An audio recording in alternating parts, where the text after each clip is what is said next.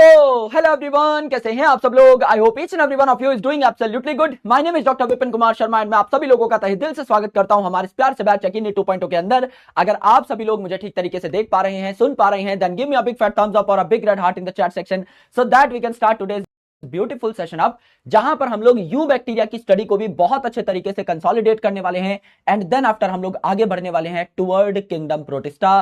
तो अगर आप सभी लोग तैयार हैं आज के इस सेशन को चीरने फाड़ने के लिए, तो फटाफट एक बार लाल कलर के दिलों की बारिश कर दी जाए इन द चैट सेक्शन, जिससे आपकी एनर्जी मुझ तक पहुंच सके और उस एनर्जी को इस्तेमाल करके मैं बना पाऊं इस सेशन को एक तोड़ू फोड़ू पावर पैक्ड सेशन। कैसा है समस्त जारवे समाज, बता दो ना।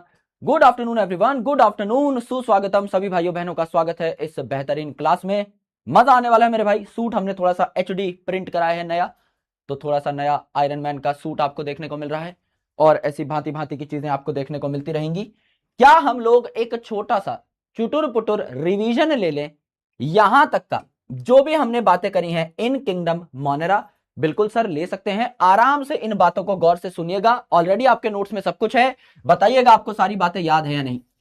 गुरुजी, हमारी पहली किंगडम जिसकी हमने डिस्कशन स्टार्ट कर दी है, इस किंगडम का नाम है किंगडम मोनेरा। और मोनेरा में कौन से ऑर्गेनिज्म आते हैं गुरुजी? यूनिसेलुलर प्रोकैरियोटिक ऑर्गेनिजम्स आते हैं। प्रोकैरियोटिक ऑर्गेनिजम्स वो जिनमें वेल डिफाइंड न्यूक्लियस नहीं है, यानी न्यूक्लियर एनवेलप या न्यूक्लियर मेम्ब्रेन यहाँ पे एब्सेंट है, मेम्ब्रेन बाउंड ऑर्गेनेल्स यहाँ पे एब्सेंट है, साइज भी इनका कंपैरेटिवली काफी छोटा होता है। गुरुजी, देश का बच्चा बच्चा ये सारी बातें जानता है। हमने बताया कि किंगडम मोनेरा जो है इसके सोल मेंबर्स कौन है, मेन मेंबर्स कौन है? बैक्टीरिया है। और बैक्टीरिया होते हैं भैया कॉस्मोपॉलिटन, यानी हर जगह पाए जाते हैं। लैंड पे भी पाए जाएंगे, सॉइल में भी पाए जाएंगे। जमीन से एक मुट्ठी भर के अगर आप रेत उठा लेंगे तो उसमें भी आपको 100 बैक्टीरिया देखने को मिल सकते हैं। आपकी बॉडी के अंदर भी ये रह सकते हैं, आपकी बॉडी के सरफेस पे भी चिपके हुए हो सकते हैं, हर जगह देखने को मिलेंगे। इनफैक्ट ऐसी जगहों पर भी देखने को मिलेंगे जहां पर आपको लाइफ प्रेजेंट होने की संभावना भी नहीं लगती, जैसे कि हॉट थर्मल स्प्रिंग्स में खौलते हुए पानी में देखने को मिल जाएंगे, एसिडिक कंडीशन में मिलेंगे, बेसिक कंडीशन में मिलेंगे, बहुत ज्यादा सॉल्टी कंडीशन में मिलेंगे, गोबर में पड़े हुए पाए जाएंगे। अलग अलग जगह पर ये देखने को मिल सकते हैं। अलग ही लेवल का बंदा है ये आपके बैक्टीरिया है which are cosmopolitan and sole members of kingdom Monera. इसको भी दो टुकड़ों में तोड़ दिया था किन्होंने?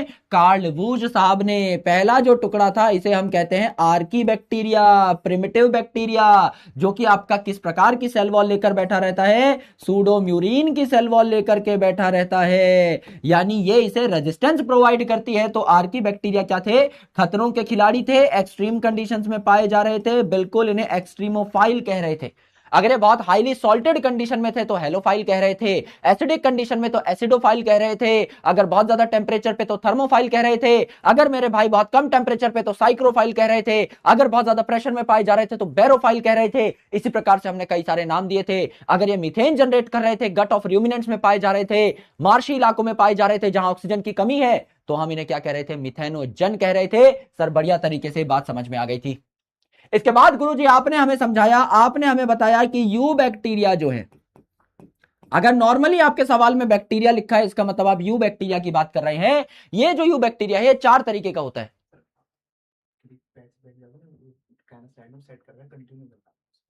ओके, ये इस पे ये वाला, ये वाला डन, ठीक है, थैंक यू।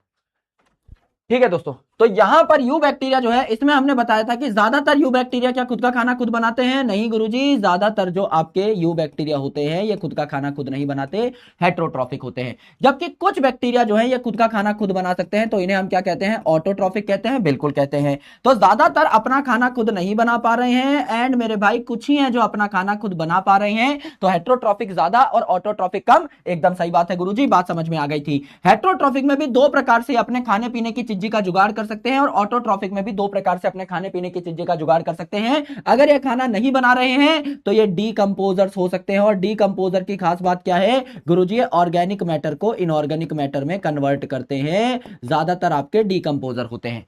एंड दूसरा ये पैरासिटिक हो सकते हैं, यानी कि ये बीमारियां कॉज कर सकते हैं आपकी बॉडी के अंदर या आपकी बॉडी के बाहर रह सकते हैं। तो ये आपकी बॉडी के अंदर रह रहे हैं तो एंडोपैरासाइट, और अगर ये आपकी बॉडी के सरफेस पे चिपक करके आपका खून चूस रहे हैं तो ये एक्टोपैरासाइट कहलाएंगे। ये कंपैरेटिवली कम होते हैं, डीकंपोजर ज्यादा, पैरासिटिक कम।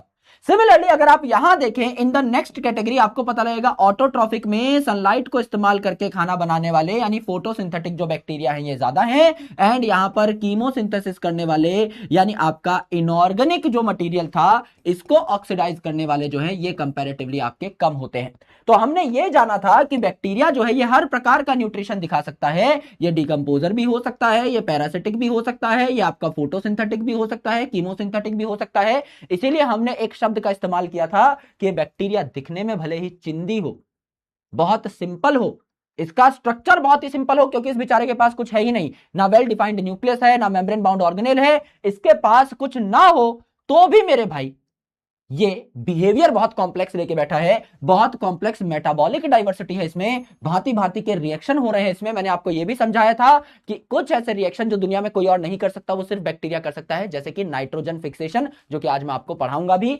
इतनी बातें मेरे सारे भाइयों को क्लियर हैं, क्रैक हैं? एक बार फटाफट बताइए, क्या इतना रिवीजन आपका बढ़िया तरीके से हो गया है? ये बात मुझे एक बार फटाफट बता दो ना। यहां तक की बातें सारे शेरों को, सारे चीतों को समझ में आ गई हैं। तो हम आगे बढ़े और अब हम क्या करें, आर्की बैक्टीरिया तो हमने डिटेल में पढ़ लिया है, यू बैक्टीरिया में हम हेट्रोट्रॉफ्स की स्टडी कर लेते हैं, फिर ऑटोट्रॉफ की स्टडी कर लेंगे, पूरा टॉपिक खत्म हो जाएगा बहुत आसानी से। यस यस आई करेक्ट, इतनी बातें समझ में आई, बहुत बढ़िया। यस, अब हम क्या करेंगे, आर्की बैक्टीरिया हमने पढ़ लिया है, ये हम एक बार डिस्कस कर लेंगे बहुत अच्छे तरीके से, क्योंकि यू बैक्टीरिया हमने सिर्फ छुआ था, देखा था कि हाँ ये कॉम्प्लेक्स बहुत है, अलग अलग प्रकार के रिएक्शन दिखा सकते हैं। अभी यू बैक्टीरिया हम लोग स्टार्ट करेंगे, तो पहली हेडिंग जो है आपके नोट्स में वो हो जानी चाहिए you bacteria. You bacteria correct. You bacteria में या साइंस में किसी भी जगह अगर आपको यू दिखाई दे जाए तो यू का मतलब क्या होता है, ट्रू यानी सच्चा। यानी जब भी बैक्टीरिया लिखा हो आपके सवाल में, नॉर्मली अगर समझ लीजिए एग्जामिनर ने कुछ नहीं बोला, सिर्फ और सिर्फ बोला है कि भैया बैक्टीरिया ऐसा नेचर शो करते हैं, हाँ या ना, इसका मतलब आपको यू बैक्टीरिया का रेफरेंस लेना होगा। तो यू बैक्टीरिया जो है ये क्या है, they are true bacteria, they are true bacteria with rigid cell wall. इनमें भी रिजिड सेल वॉल पाई जाती है। क्या आर्की बैक्टीरिया में सेल वॉल थी सर, सूडोम्यूरिन की बनी हुई थी। यहां भी रिजिड वॉल है, पर किस चीज की बनी हुई है अगर आप लिखना चाहें तो, ये जो रिजिड सेल वॉल है ये किस चीज की बनी हुई है, आप कह सकते हैं it is made of peptidoglycan, it is made up of peptidoglycan और म्यूरिन। हम लोग सूडोम्यूरिन की बात कर चुके हैं इन Archie bacteria.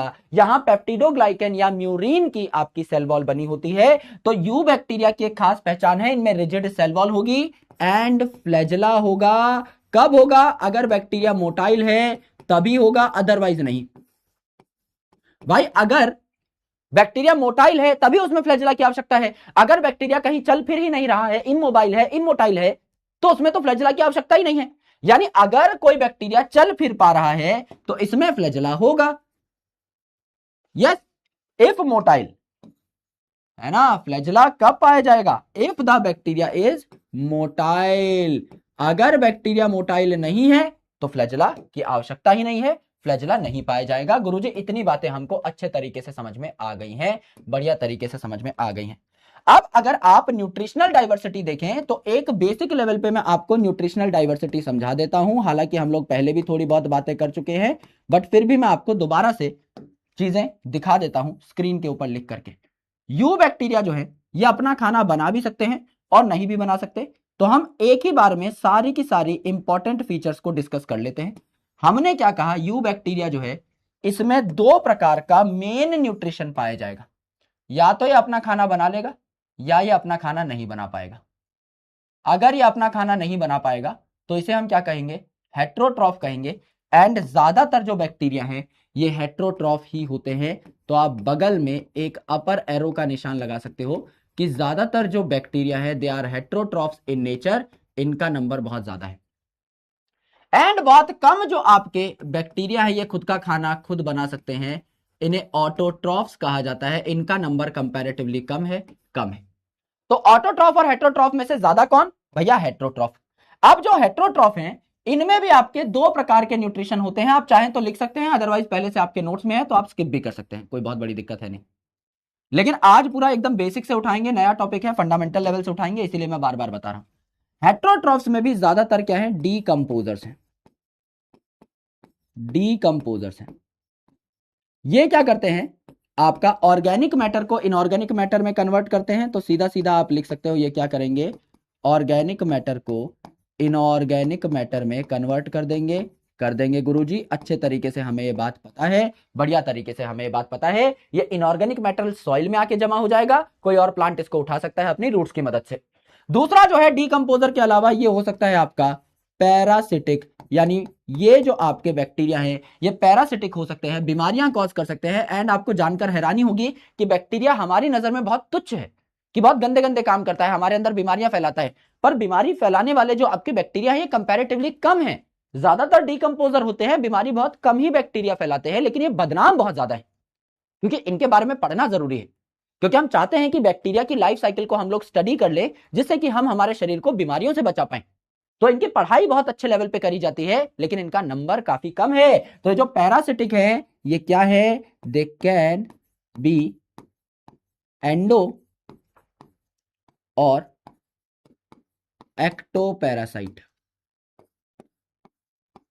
Ectoparasite correct, endo और एक्टोपैरासाइट। एंडो मतलब they live inside host body, host मतलब जो इसको पाल रहा है। जैसे कोई बैक्टीरिया अगर मुझ पे अटैक कर रहा है तो मैं उसका होस्ट हो गया, मैं उसको पाल रहा हूं और वो मेरा गेस्ट है। यस, तो अगर इनसाइड अंदर रह रहा है कोई मेरी बॉडी के तो एंडोपैरासाइट, एंड लिव आउटसाइड, मेरी बॉडी के अंदर नहीं घुसा, चिपका हुआ है बस मेरी बॉडी पे, लिव आउटसाइड होस्ट बॉडी, तो ये क्या हो गया मेरे भाई, ये आपका एक्टोपैरासाइट हो जाएगा। एक्टोपैरासाइट हो जाएगा। This is something we need to understand very clearly. Sir बहुत अच्छे तरीके से बात समझ में आ गई है। सिमिलरली अगर आप यहां देखें, तो आपके अगेन दो प्रकार के ऑटोट्रॉफिक न्यूट्रिशन भी हो सकते हैं, और ये कौन कौन से हो जाएंगे गुरुजी, ये हो जाएंगे आपके फोटो ऑटोट्रॉफिक न्यूट्रिशन एंड आपका कीमो ऑटोट्रॉफिक न्यूट्रिशन, जिसको हम लोग प्यार से क्या कहते हैं, इसको हम लोग कह सकते हैं फोटोसिंथेटिक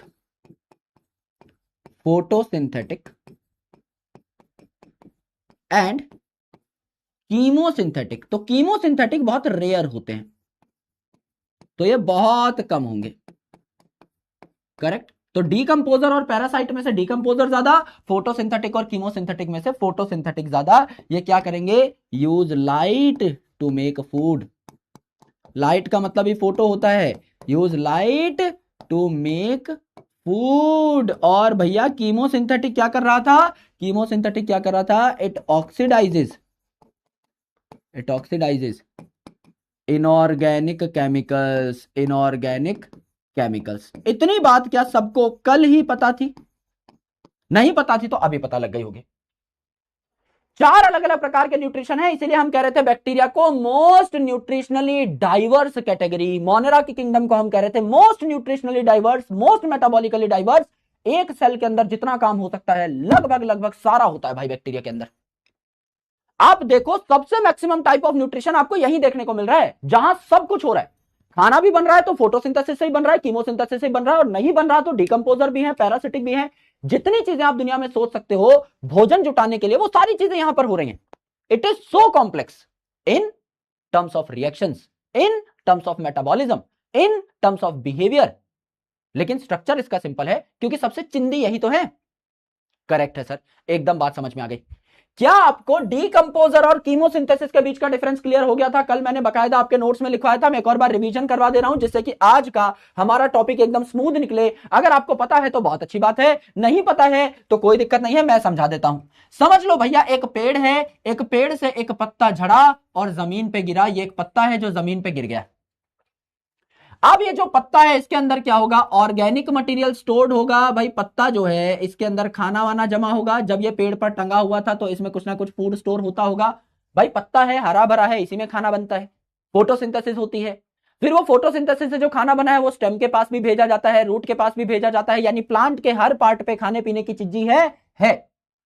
एकदम है मेरे भाई। तो यहां पर क्या हुआ, अगर प्लांट के हर पार्ट के पास खाने पीने की चीजी है, ये पत्ता अगर जमीन पे गिर गया है तो इस ऑर्गेनिक मैटर को डिकम्पोज कर दिया जाएगा और इनऑर्गेनिक मैटर में कन्वर्ट कर दिया जाएगा, छोटे छोटे टुकड़ों में कन्वर्ट कर दिया जाएगा गुरुजी। ये जो ऑर्गेनिक को इनऑर्गेनिक में कन्वर्ट करेंगे, इनको हम लोग क्या कहते हैं, डिकम्पोजर कहते हैं, हाँ के ना? यस गुरुजी। सर ऑर्गेनिक मैटर को इनऑर्गेनिक मैटर में कन्वर्ट करने वाले बैक्टीरिया को हम क्या कहेंगे, डीकंपोजर कहेंगे। गले सड़े मैटर पे ग्रो कर रहे हैं, सेप्रोफिटिक कह लो चाहे, कोई दिक्कत नहीं है, एकदम सही है सर। अब मेरे भाई ये जो इनऑर्गेनिक मैटर हमारे पास आ गया है, इसको भी प्लांट क्या कर सकता है, अपनी रूट से सोख कर सकता है। जैसे समझ लीजिए एक पेड़ है, ये एक पेड़ है, इसकी पत्ती गिरी, जमीन पे गिरी, ऑर्गेनिक मैटर था उसमें, ऑर्गेनिक मैटर टूटा, इनऑर्गेनिक मैटर बना, मिट्टी में इनऑर्गेनिक मैटर मिल गया। समझ लीजिए मैंने वहां पर कोई बीज बोया, अब उस बीज को न्यूट्रिशन चाहिए, क्या वो इस इनऑर्गेनिक मैटर को उठा सकता है, वाटर एंड मिनरल्स को उठा सकता है, वाटर एंड मिनरल्स को उठा सकता है सर,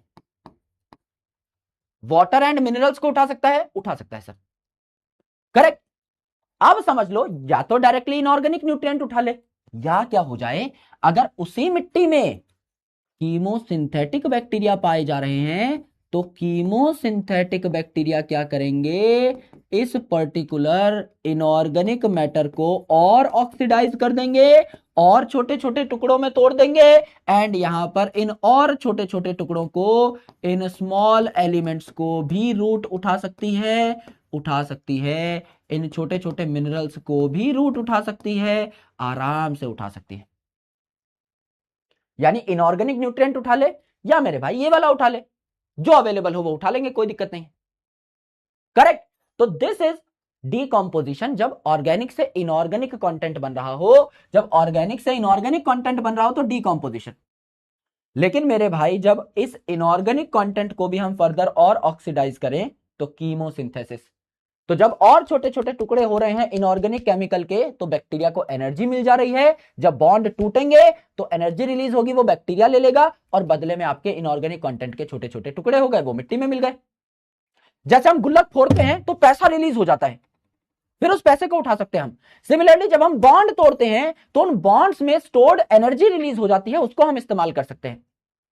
तो सिमिलरली क्या हुआ, समझ लो मैं कीमोसिंथेटिक बैक्टीरिया हूं, मैं कीमोसिंथेटिक बैक्टीरिया हूं, मेरे सामने इनऑर्गेनिक चीजें पड़ी हैं, मैं उनको तोड़ूंगा, बॉन्ड तोड़ने से जो एनर्जी मिल रही है वो मैंने ले ली, मेरा एनर्जी का जुगाड़ हो गया, मैंने अपने लिए जो है एनर्जी जुटा ली, और बदले में जो इनऑर्गेनिक मैटर था उसके छोटे छोटे टुकड़े कर दिए, वो मिट्टी में पड़े हुए हैं, कोई ना कोई प्लांट आके उसको उठा लेगा। आराम से बात समझ में आ जाएगी सर, गुरुजी आराम से बात समझ में आ जाएगी कि क्या हो रहा है दुनियादारी में। सर इतना हमको क्रैक हो गया है कॉन्सेप्ट, यहां तक की बात बताइए, यहां तक सब कुछ ठीक है, यहां तक सब कुछ ठीक है भाई, इसमें मेरे किसी भाई बंधु को कोई डाउट, कोई दिक्कत, कोई तकलीफ परेशानी, यहां तक बताइए, इज एवरीथिंग फाइन?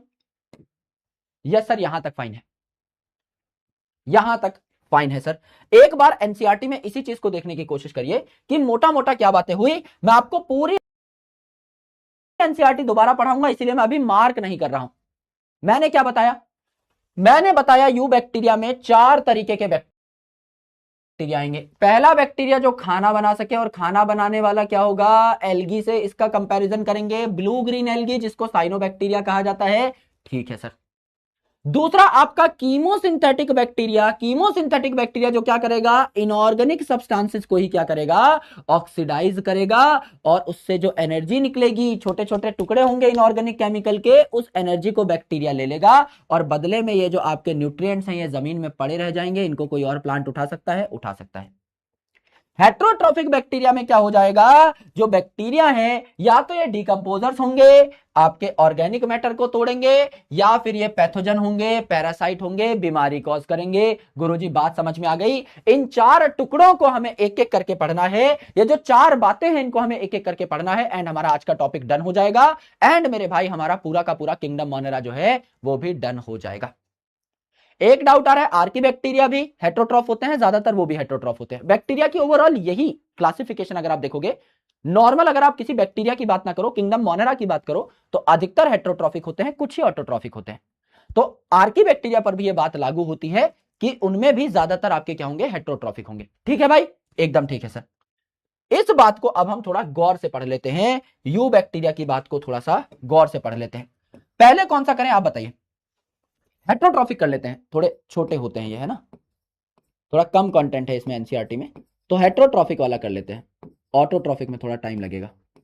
तो हेट्रोट्रॉफिक यू बैक्टीरिया आप यहां पर लिख रहे हैं, हेट्रोट्रॉफिक यू बैक्टीरिया। मुझे बताइए ज्यादातर बैक्टीरिया अपना खाना बना पाते हैं कि नहीं बना पाते? गुरुजी ज्यादातर आपने बताया था हेट्रोट्रॉफिक होते हैं, तो क्या ये बहुत अबंडेंट होंगे? क्या ये बहुत अबंडेंट होंगे? आपके आसपास बहुत ज्यादा पाए जा रहे होंगे? बिल्कुल पाए जा रहे होंगे। सो दे आर वेरी अबंडेंट, इनका नंबर अच्छा खासा होगा, ये आपके आसपास खूब मात्रा में देखने को मिल रहे होंगे। दूसरी इंपॉर्टेंट चीज, ये आपके जीवन के साथ छेड़खानी करना चाहेंगे, ये आपके आसपास रहना चाहेंगे, ह्यूमन एक्टिविटीज, ह्यूमन अफेयर्स के साथ इंटरफेयर करने की कोशिश करेंगे। क्यों? इसके पीछे लॉजिक है भाई, समझ लो, दो बैक्टीरिया है, एक ये बैक्टीरिया है, एक ये बैक्टीरिया है। ये वाला बैक्टीरिया अपना खाना खुद बनाता है, अपना खाना खुद बनाता है, तो क्या इसे किसी और की जरूरत है? क्या इसे किसी और की जरूरत है? नहीं सर। क्यों? क्योंकि खुद का खाना खुद बनाता है, इंडिपेंडेंट है। क्या इसे मेरी जरूरत है? नहीं सर। अपना अलग रह सकता है, ये इंडिपेंडेंट रह सकता है, क्योंकि जिंदा रहने के लिए सबसे जरूरी चीज क्या है? खाना, एनर्जी, फूड, वो तो ये खुद ही बना ले रहा है। तो इसको ह्यूमन के साथ बहुत ज्यादा इंटरेक्ट करने की जरूरत नहीं है। हम ये नहीं कह रहे कि इंटरेक्ट नहीं करता है एकदम, पर इसको जरूरत नहीं है, चाहे तो करे, ना चाहे ना करे, अपनी मर्जी का मालिक है। ये है भुक्खड़ नंगड़, इसके पास नहीं है कुछ, ये नहीं बना सकता भाई खाना, इसके पास खाना नहीं है, इसको तो कहीं आसपास से ही जुटाना पड़ेगा।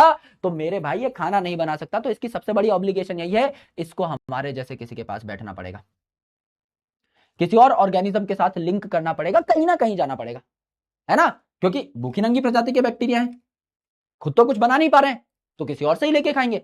अब किसी और से लेके खाएंगे तो किसी और के साथ इंटरेक्ट भी करना पड़ेगा।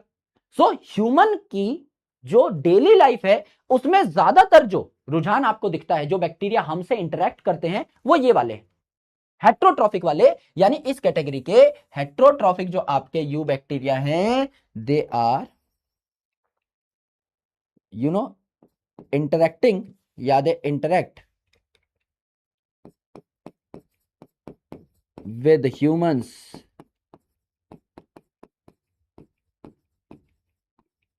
in many ways,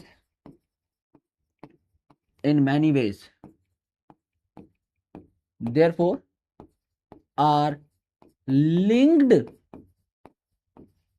to human affairs। यानी हमारे लिए अच्छा काम भी कर रहे होंगे, समाज को एक संदेश भी देंगे, और बुरा काम भी कर रहे होंगे। इंटरेक्शन का मतलब क्या होता है? इंटरेक्शन का मतलब है हमारे साथ है वो, अब हमारा भला चाह रहा है, बुरा चाह रहा है, दैट इज अनदर थिंग, उसके बारे में चर्चा कर लेते हैं। तो हमारे कई सारे ऐसे काम हैं जो कि कौन करता है? हमारे आसपास रह करके आपका हेट्रोट्रॉफिक यू बैक्टीरिया कर रहा होता है। एग्जाम्पल, पहला एग्जाम्पल ले लीजिए, पहला एग्जाम्पल है कर्ड मेकिंग। दही बना दिया भैया। अब दही तो हम लोग ऑलमोस्ट डेली खाते हैं, डाइट का बहुत प्राइम हिस्सा है। तो कर्ड मेकिंग जो है, यहां पर क्या हो गया? कर्ड मेकिंग जो है, इसमें क्या हो गया? आपका एक बैक्टीरिया है जिसका नाम है लैक्टोबैसिलस। बैसिलस मतलब डंडे जैसा, रॉड शेप का। Lacto related to milk sugar, lactose, उसको ये क्या करता है? पार्शियली डाइजेस्ट करता है, लैक्टिक एसिड उसमें तैयार करता है। तो लैक्टोबैसिलस क्या करता है? It converts milk into curd, it converts milk into curd. तो कर्ड अगर आप खा रहे हो तो वो किसने बनाया? बैक्टीरिया ने बनाया गुरुजी, बैक्टीरिया ने बनाया। तो क्या पहला काम आपको देखने को मिला कि बैक्टीरिया ने आपके लिए दही बनाया? अच्छी बात है क्या ये? एकदम अच्छी बात है गुरुजी। कौन कहता है बुरी बात है? एकदम अच्छी बात है। दूसरी चीज, ये जो बैक्टीरिया है ये और भी चीज बना सकता है, जैसे कि दवाइयां। It can make antibiotics, it can make antibiotics, दवाइयां बना सकता है आपका कौन? बैक्टीरिया। फॉर एग्जाम्पल, सबसे प्राइम जो दवाई है जो हम यूज करते हैं, जो कि बैक्टीरिया बनाता है, वो कौन सी है आपकी? स्ट्रेप्टोमाइसिन या नियोमाइसिन। कौन बनाता है भैया? स्ट्रेप्टोमाइसिन, नियोमाइसिन कौन बनाता है? आपका स्ट्रेप्टोमाइसिस आपका स्ट्रेप्टोमाइसिस ग्रीसियस, या आपका ये कौन बनाता है, नियोमाइसिन, स्ट्रेप्टोमाइसिस फ्रेडी, अंडरलाइन कर लीजिएगा, साइंटिफिक नाम है। ये आपके क्या करते हैं, दवाइयां बना रहे होते हैं। अर्थात हमारे लिए दही जमाने का काम भी किसने किया, बैक्टीरिया ने किया। हमारे लिए दवाई बनाने का काम जो है किसने किया, ये भी बैक्टीरिया ने किया। तीसरा, हमें पता है कि एनिमल जो है, यानी हम लोग जो हैं, ह्यूमंस जो हैं, खुद से तो नाइट्रोजन फिक्स कर नहीं सकते। तो ये क्या करते हैं मेरे दोस्त, ये क्या करते हैं, even they do nitrogen fixation in legumes, leguminous plants में। लेग्यूमिनस प्लांट फैमिली लेग्यूमिनेसी के मेंबर कौन है, अगर आपको पता है तो, नहीं पता है तो मैं बता देता हूं आगे चल के मॉर्फोलॉजी में। अभी इसके बाद जस्ट प्लांट किंगडम स्टार्ट होगा, फिर मॉर्फोलॉजी स्टार्ट होगी। फैमिली लेग्यूमिनेसी या फैमिली फेबेसी में कौन आता है, दालें, मटर, बीन, राजमा, ये सारी जो चीजें हैं, ये आप पी और बीन याद रखो। सबसे मेन जो मेंबर्स हैं लेग्यूमिनस प्लांट के वो क्या है, बीन और पी, मटर याद रख लो सिर्फ, या है ना। तो आपका नाइट्रोजन फिक्सेशन इन लेग्यूम्स कौन करता है, आपका एक बैक्टीरिया करता है, जिसको हम क्या कहते हैं, राइजोबियम कहते हैं। जी गुरुजी, इसको हम राइजोबियम कह देते हैं। कैसे आपका नाइट्रोजन फिक्सेशन करता है, आपका लेग्यूम्स के अंदर, गौर से देखिए। ये भैया वो जमीन है जो हाईवे पे हमारे दादाजी लोगों ने बेच मारी थी कौड़ियों के भाव, वो जमीन हमने बना दी, ठीक है। इस जमीन के नीचे, इस जमीन के नीचे आपके लेग्यूमिनस प्लांट की रूट है, रूट का गुच्छा बना दिया मैंने। ये लेग्यूमिनस प्लांट की रूट है, रूट है गुरुजी। अब यहां क्या बनी हुई है, गांठ बनी हुई है। मीम याद आ गया, वो आता है ना एक हल्दी की गांठ, है ना, लहसुन की कलियां। तो ये गांठें बनी हुई हैं, इन गांठों को क्या बोलते हैं हम, छोटी छोटी गांठों को हम क्या बोलते हैं, नोड्यूल्स बोलते हैं। जब भी गांठ शब्द सुनता हूं मुझे बहुत हंसी आती है, क्योंकि दादा मुझे इस नाम से बुलाते हैं, क्योंकि मैं थोड़ा उनसे हाइट में कम हूं ना। तो इसीलिए मेरा नाम मित्र समाज में गांठ रखा हुआ है। तो I always whenever I teach such topic, और इस शब्द का मैं नोड्यूल का इस्तेमाल करता हूं, तो हमेशा मेरे को वो रेफरेंस याद आ जाता है, अरे जब मेरे को पहली बार गांठ बोल के संबोधित किया गया था जमाने में। तो ये क्या है, नोड्यूल है of root, nodule of root. इस नोड्यूल के अंदर कौन बैठा है, इस नोड्यूल के अंदर कौन बैठा है जी, इस नोड्यूल के अंदर बैठा है कौन, राइजोबियम, राइजोबियम, राइजोबियम, राइजोबियम। ये कौन बैठा है अंदर, राइजोबियम बैठा है, राइजोबियम बैठा है, जो कि क्या करता है, नाइट्रोजन फिक्स करता है। तो आप बताइए राइजोबियम जो है ये कौन सी कैटेगरी में आया, गुरुजी राइजोबियम जो है वो तो खाना बना नहीं सकता, हेट्रोट्रॉफिक में पढ़ रहे हैं हम लोग। अब राइजोबियम जो है इट नीड्स फूड, तो ये कहां से फूड ले लेगा, it get food from plant. क्या प्लांट से इसको फूड मिल गया, बिल्कुल मिल गया सर। भाई ये जो प्लांट है इसकी पत्ती ने फोटोसिंथेसिस करके खाना बनाया और स्टेम और रूट तक पहुंचा दिया, रूट में भी खाना आ गया, प्लांट को भी अपने हर एक पार्ट तक खाना पहुंचाना है, रूट में खाना आ गया, प्लांट के हर पार्ट के पास खाना है, राइजोबियम को भी उसने रोटी खिला दी, कोई दिक्कत नहीं है भाई, तुम भी खाना खाओ, मौज मस्ती काटो।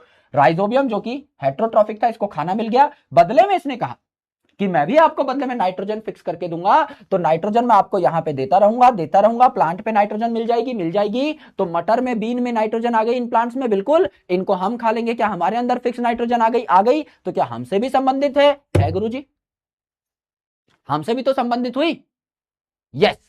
तो यहां पर क्या हुआ कि राइजोबियम ने प्लांट की रूट के साथ एसोसिएट होकर के नाइट्रोजन फिक्स करी, वो नाइट्रोजन प्लांट में चली गई, प्लांट को हमने खा लिया, हम में आ गई, तो सबका भला हो गया। यस गुरुजी सही बात है। नोड्यूल ऑफ रूट क्या करता है, it gets fixed nitrogen from rhizobium, इसको राइजोबियम द्वारा फिक्स्ड नाइट्रोजन देखने को मिला, देखने को मिला गुरुजी। ये पूरी की पूरी बात हो गई। ये हमने सीखा कि राइजोबियम कैसे नाइट्रोजन फिक्स करता है इन लेग्यूमिनस प्लांट। गुरुजी ये तो अच्छी अच्छी बातें कर दी आपने सारी, इससे हमें दही मिला, इससे हमें एंटीबायोटिक मिला, नाइट्रोजन फिक्सेशन मिला, पर इससे हमको बीमारियां भी तो मिली, इससे हमको अस्पताल का मोटा इतना बड़ा फर्रा मिला, पूरा बिल, और 4 दिन जो सारे गेट के बाहर बैठे थे, आईसीयू के बाहर से अलग बीमारी भी कॉज करता है। क्या कॉज करता है? 2 बार सीटी बजा देंगे, बजावे हाय पांडे जी सीटी। यहां पर हम 2 बार सीटी बजाएंगे, सीटी सीटी। 4 बैक्टीरियल बीमारियां हमारे सिलेबस में, सीधा सीधा याद करें। आइए मेरे दोस्तों नाम देखें। पहली जो सीटी है इसमें क्या हो गया? कॉलेरा। दूसरा टाइफॉइड। तीसरा सिट्रस कैंकर। चौथा टिटनस। शैतान बच्चों को टिटनस का सुआ बचपन में कभी ना कभी जरूर लगा होगा, मुझे लगा हुआ है। कोई ना कोई जंग भरी चीज हमेशा अपनी टांग पे हाथ पे गिरा ही लेता था मैं, है ना। आइए, कॉलेरा जो है ये कौन कॉज करेगा? नाम में ही आ जाएगा, कॉलेरा से कॉलेरी। कौन कॉज करेगा? Vibrio cholerae. गुरुजी याद करने की जरूरत है ही नहीं, नाम से ही समझ में आ गया, कॉलेरा से कॉलेरी। टाइफॉइड, नाम से ही समझ में आ गया, टाइफी का साउंड आ जाएगा। कौन कॉज करेगा? Salmonella typhi. Salmonella typhi, yes गुरुजी, साल्मोनेला टाइफी। टाइफी का साउंड पूरा आ रहा है। Citrus canker. Citrus canker, citrus का साउंड सीधा सीधा आ जाएगा। कौन कॉज करेगा? ज़ैंथोमोनास सिट्री। सिट्रस से सिट्री, गुरुजी सीधा सीधा याद हो जाएगा। टिटनस कौन कॉज करेगा? क्लोस्ट्रीडियम टिटैनी। क्लोस्ट्रीडियम टिटैनी। टिटनस से टिटैनी, सीधा सीधा याद हो गया गुरुजी, सीधा सीधा याद हो गया। बात समझ में आ गई। टिटनस से टिटैनी, सिट्रस से सिट्री, टाइफी से टाइफी, कॉलेरा से कॉलेरी, सीधा याद हो गया गुरुजी। 2 बार सीटी बजाई, सारी बीमारी समझ में आई। यस यस गुरुजी। अब यहां से मैं अगर एक पॉइंट निकालूं, अगर मैं यहां पर एक नोट बनाऊं, आउट ऑफ दीज डिजीजेस, क्या मैं एक चीज कंक्लूड कर सकता हूं कि बैक्टीरिया प्लांट और एनिमल दोनों में बीमारियां कॉज कर सकता है? हाँ के ना? गुरुजी हाँ, गुरुजी हाँ। कॉलेरा, टाइफॉइड, टिटनस हम में। सिट्रस कैंकर किसमें कॉज करेगा? सिट्रस प्लांट में ही तो करेगा, हम थोड़ी सिट्रस हैं, प्लांट ही तो है। तो यहां पर क्या हो गया? Bacteria can cause diseases in both plants and animals. जी गुरुजी, बात समझ में आ गई, बात समझ में आई? आ गई सर, बहुत बढ़िया। Yes sir, very very easy. Sir एक और बार यहां तक जो आपने बातें बताई हैं इन पे प्रकाश डाल दीजिए। अभी भाई मुंह पे टॉर्च का भपका मारता हूं, आराम से सुनिए। हेट्रोट्रॉफिक यू बैक्टीरिया, यानी सबसे पहले हमने कहा कि ज्यादातर जो बैक्टीरिया होते हैं अपना खाना खुद नहीं बना सकते, उस कैटेगरी के बारे में हम चर्चा कर रहे हैं कि खाना नहीं बना सकते तो एनर्जी कैसे आ रही है। अब सिंस खाना तो बना नहीं सकते तो किसी और के साथ एसोसिएट हो जाएंगे, इसीलिए बहुत ज्यादा पाए जाते हैं आसपास के इलाकों में और हमारे साथ भी खूब इंटरेक्ट करते हैं। हमारे आसपास हमारे काम कर रहे होते हैं, अच्छे काम भी करते हैं, जैसे दही जमाते हैं, जैसे लैक्टोबैसिलस, दवाई बनाते हैं एंटीबायोटिक जैसे आपका स्ट्रेप्टोमाइसिन, नियोमाइसिन, नाइट्रोजन फिक्स करते हैं प्लांट के रूट के साथ एसोसिएट होकर के, दैट इज राइजोबियम, एंड बीमारियां कॉज कर सकते हैं जैसे cholera, typhoid, citrus canker and tetanus, बीमारियां भी कॉज कर सकते हैं। यानी अच्छे बुरे दोनों काम कर सकते हैं, इसी को इंटरेक्शन कहते हैं। पाप और पुण्य दोनों प्रकार के काम ये करते हैं। सर बात समझ में आई?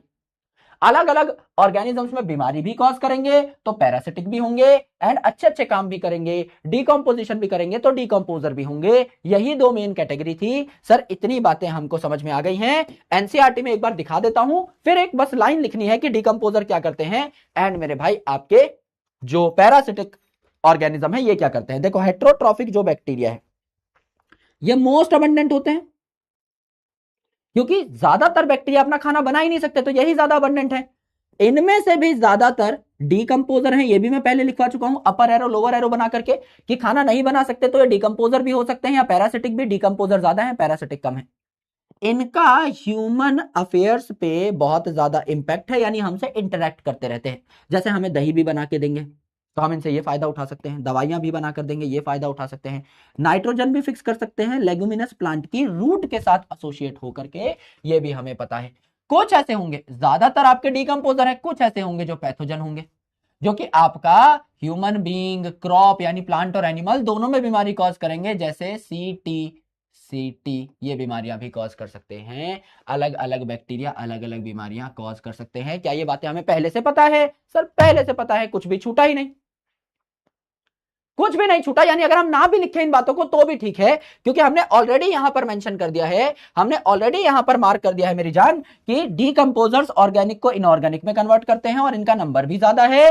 पैरासिटिक जो है इनका नंबर कम है, ये किसी ऑर्गेनिज्म की बॉडी के अंदर या बाहर रह सकते हैं। We have already understood this thing, तो लिखने की भी जरूरत नहीं है। हेटेरोट्रॉफिक वाला तो हमारा डन है, ऑलरेडी नोट्स में है, टेबल में सारी चीजें हैं। Now we need to understand this autotrophic वाला पार्ट, ये बड़ा खतरनाक है। इसमें क्या करें मेरे शेर, इसमें पहले कीमोसिंथेसिस को पकड़ ले, क्योंकि छोटी कैटेगरी है। हमें साइनोबैक्टीरिया के बारे में बहुत डिटेल में पढ़ना है, तो फोटोसिंथेसिस को थोड़ा सा छोड़ देते हैं, इसको थोड़ा सा बाद में करेंगे। हम कीमोसिंथेटिक को पहले पकड़ लेते हैं, इसके बारे में चर्चा करते हैं एकदम डिटेल में। तो हम क्या कर रहे हैं, यहां पर नई हेडिंग डाल ले रहे हैं। यहां तक आई होप आपको बातें समझ में आ गई होंगी। एक बार लाल कलर के दिलों की बारिश कर दी जाए इन द चैट सेक्शन। मैं तब तक हेडिंग का नाम लिख लेता हूं, autotrophic eubacteria. Autotrophic eubacteria, eubacteria. Autotrophic eubacteria कम होंगे कि ज्यादा होंगे? गुरुजी ज्यादातर हेटेरोट्रॉफिक थे, ऑटोट्रॉफिक कंपैरेटिवली कम थे। इनमें भी फोटोसिंथेसिस वाले ज्यादा होंगे, कीमोसिंथेसिस वाले कम होंगे। तो पहली कैटेगरी हम लोग क्या लिख दे रहे हैं? पहली कैटेगरी हम लोग लिख दे रहे हैं डब्बा बना करके, हम लोग पहली कैटेगरी का नाम लिख दे रहे हैं, जो कि क्या है? Chemosynthetic bacteria. कीमोसिंथेटिक, सिंथेटिक मतलब सिंथेसाइज करना, एंड कीमो का मतलब केमिकल। कीमोसिंथेटिक यू बैक्टीरिया के बारे में हम लोग चर्चा कर रहे होंगे। कर लीजिए गुरुजी। कीमो का मतलब क्या है? यहां इनऑर्गेनिक केमिकल्स को ऑक्सीडाइज किया जाएगा, बिल्कुल किया जाएगा, आप ये बात जानते हैं, लेकिन फिर लिख सकते हैं दे ऑक्सीडाइज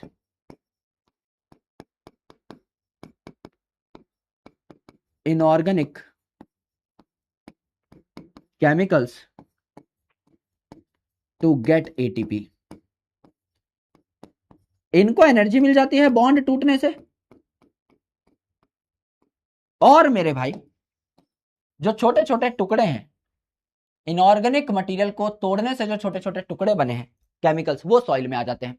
देयरफॉर ये न्यूट्रिएंट साइक्लिंग में हेल्प करते हैं, न्यूट्रिएंट्स को सॉइल में ऐड करते हैं, बिल्कुल। तो ये क्या करते हैं? They help in cycling of, they help in cycling of iron,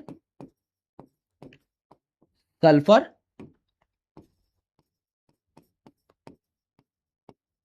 nitrogen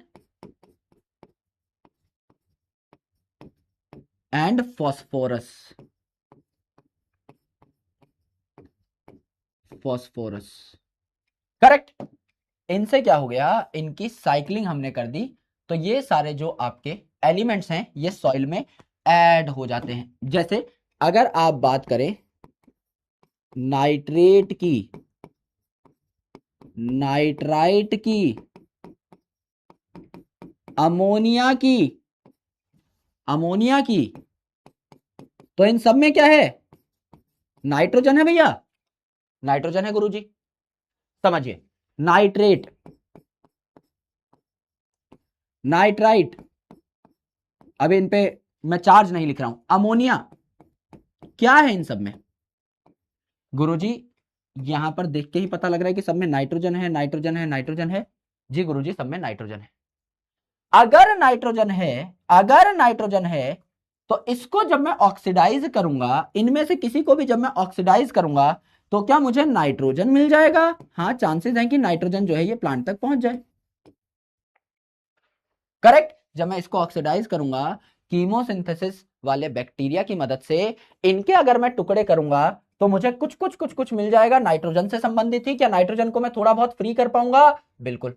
अब नाइट्रोजन फिक्सेशन पूरी तो नहीं हो पाएगी, लेकिन लेने लायक नाइट्रोजन मुझे मिल जाएगा, बिल्कुल मिल जाएगा सर।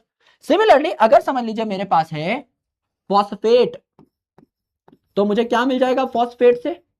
सर फॉस्फोरस मिल जाएगा, नाम से ही समझ में आ रहा है। सर अगर मेरे पास है सल्फेट तो मुझे क्या मिल जाएगा, सल्फर मिल जाएगा। और क्या मिलेगा सर, अगर मेरे पास है फेरेट तो मुझे क्या मिल जाएगा, Fe किसे कहते हैं हम, आयरन को कहते हैं। तो भैया अगर आपके पास फॉस्फेट है तो फॉस्फोरस मिल जाएगा, अगर आपके पास सल्फेट है तो सल्फर मिल जाएगा, फेरेट है तो क्या मिल जाएगा, आयरन मिल जाएगा। इनमें से किसी भी चीज को अगर आप ऑक्सीडाइज करेंगे you will get the respective product, you will get the respective product. यहां मिल जाएगा आपको फॉस्फोरस, यहां मिल जाएगा आपको सल्फर, और यहां मिल जाएगा आपको आयरन। करेक्ट, करेक्ट है गुरुजी, ये सारी की सारी बातें हमें समझ में आ गई। भाई जैसी चीज तोड़ूंगा वैसा ही तो प्रोडक्ट मिलेगा। फॉस्फेट में फॉस्फोरस है, ये आपका PO4 3 नेगेटिव, ये है आपका फॉस्फेट ग्रुप, फॉस्फोरस मिल जाएगा, है ना। सल्फेट सल्फर मिल जाएगा, है ना। फेरेट से आयरन मिल जाएगा, इसी प्रकार से नाइट्रेट वगैरह से नाइट्रोजन मिल जाएगा। तो ये सारी चीजें कहां जा सकती हैं, ये सारी चीजें कहां जा सकती हैं, सॉइल में जा सकती हैं। सारी चीजें कहां ऐड हो जाएंगी, सॉइल में ऐड हो जाएंगी, सॉइल में ऐड हो जाएंगी sir, added in soil. therefore can be absorbed by roots of other plant। कोई और प्लांट जब वाटर एंड मिनरल एब्जॉर्ब कर रहा होगा तो वो इनको भी एब्जॉर्ब कर लेगा, इन न्यूट्रिएंट्स को भी एब्जॉर्ब कर लेगा। यस, इसीलिए हमने कहा they help in cycling of nutrients. एक पेड़ से कोई पत्ता जमीन पे गिरा जिसमें ऑर्गेनिक मैटर था, ऑर्गेनिक मैटर को तोड़ा इनऑर्गेनिक मैटर बनाया, इनऑर्गेनिक मैटर को तोड़ा छोटे छोटे एलिमेंट्स बनाए, छोटे एलिमेंट को किसी और प्लांट ने उठा लिया, यानी एक प्लांट का मसाला दूसरे प्लांट में दे दिया गुरुजी। इसी को हम क्या कहते हैं, साइक्लिंग कहते हैं। किसी एक प्लांट की चीज दूसरे ने ले ली, इसी को साइक्लिंग कहते हैं। यही साइक्लिंग हमें देखने को मिली। अगर देखने को मिला तो एक बार बता दो ना, क्या यहां पर न्यूट्रिएंट साइक्लिंग हुई गुरुजी। इतनी बात अगर समझ में आ गई तो एक बार हुई इन the chat section please. Same plant भी कर सकता है, कोई दिक्कत नहीं। भाई रूट को थोड़ी पता है कि मिनरल पे किस चीज का नाम लिखा है। हाँ, और एटीपी तो निकलेगी, वो तो ऊपर ही बता दिया ना। ये इनके साथ साथ एटीपी यानी एनर्जी तो निकलेगी, वो तो लाजमी सी बात है। एनर्जी की तो सारी लड़ाई है ही, है ना। सारा जो तामझाम हो रहा है एनर्जी के चक्कर में ही हो रहा है, तो एनर्जी तो मिलेगी, एटीपी तो साथ में निकलेगी। पर ये नाइट्रोजन फॉस्फोरस ये सारी चीजें निकली। अगर आपको लिखना है प्लस एटीपी तो हर जगह लिख सकते हो, कोई दिक्कत वाली बात है नहीं। यहां लिख लो जैसे ये, भाई नाइट्रोजन तो निकला, एनर्जी तो निकलनी बहुत जरूरी है, बहुत जरूरी है। इसके बिना तो काम चलेगा ही नहीं। इसके लिए ही तो सारा का सारा दंगा हो रहा है भाई। यस गुरुजी, करेक्ट, करेक्ट है सर। इतनी बातें सबको समझ में आनी चाहिए। एनसीईआरटी में भी यही लिखा हुआ है, पर रिएक्शंस नहीं है, नॉर्मल बात लिखी हुई है। देखिए एनसीईआरटी में कवि कहते हैं कि कीमोसिंथेटिक जो आपके ऑटोट्रॉफिक बैक्टीरिया हैं ये ऑक्सीडाइज करते हैं अलग अलग इनऑर्गेनिक सब्सटेंसेस को। जैसे नाइट्रेट से क्या निकल जाएगा, नाइट्रोजन, नाइट्राइट से भी नाइट्रोजन, अमोनिया से भी नाइट्रोजन, एंड इनके साथ एनर्जी भी निकलेगी इनको हम तोड़ेंगे तो। एंड अलग अलग न्यूट्रिएंट्स की रिसाइकलिंग में भी ये हेल्प करते हैं, जैसे कि नाइट्रोजन, नाइट्रेट, नाइट्राइट, अमोनिया से निकाला नाइट्रोजन, फॉस्फेट से निकाला फॉस्फोरस, फेरेट से निकाला आयरन, सल्फेट से निकाला सल्फर। सर सारी बातें डन हो चुकी हैं, कुछ नया बचा नहीं है, सारी बातें हमको अच्छे तरीके से समझ में आ गई हैं। चौथी कैटेगरी रहती है, आखिरी कैटेगरी रहती है, हमने बताया कि यू बैक्टीरिया पढ़ रहे हैं हम, जिनका मतलब है ट्रू बैक्टीरिया, क्योंकि इनमें है सच्ची cell wall, rigid cell wall आपकी पेप्टिडोग्लाइकन की। और अगर ये मोटाइल हुए तो इनमें फ्लैजेला भी पाया जाएगा, ये बात भी हम कर चुके हैं। अब हम ऑटोट्रॉफिक बैक्टीरिया के बारे में चर्चा कर रहे होंगे कि इनकी शक्ल कैसी है, दिखते कैसे हैं, क्या क्या काम करते हैं। तो हमें ऑटोट्रॉफिक बैक्टीरिया की बेसिक बातें करनी है, एंड फिर नाइट्रोजन फिक्सेशन के बारे में थोड़ी बहुत बातें कर लेनी है। ठीक है, so let's talk about the new topic. इतना सबने लिख लिया है, एक बार बताइए यहां तक सब कुछ ठीक है? क्योंकि मुझे सेम सेम सी हेडिंग चाहिए, सो आई वॉन्ट दिस पार्ट, ऊपर वाला पार्ट टू बी प्रिजर्व्ड। इसीलिए मैं क्या कर रहा हूं, इस स्लाइड को कॉपी कर ले रहा हूं। इस स्लाइड को हम लोगों ने क्या कर लिया, कॉपी कर लिया, और अनवांटेड कंटेंट जो है ये हम लोग मिटा लेंगे। अनवांटेड कंटेंट हम लोग मिटा लेंगे।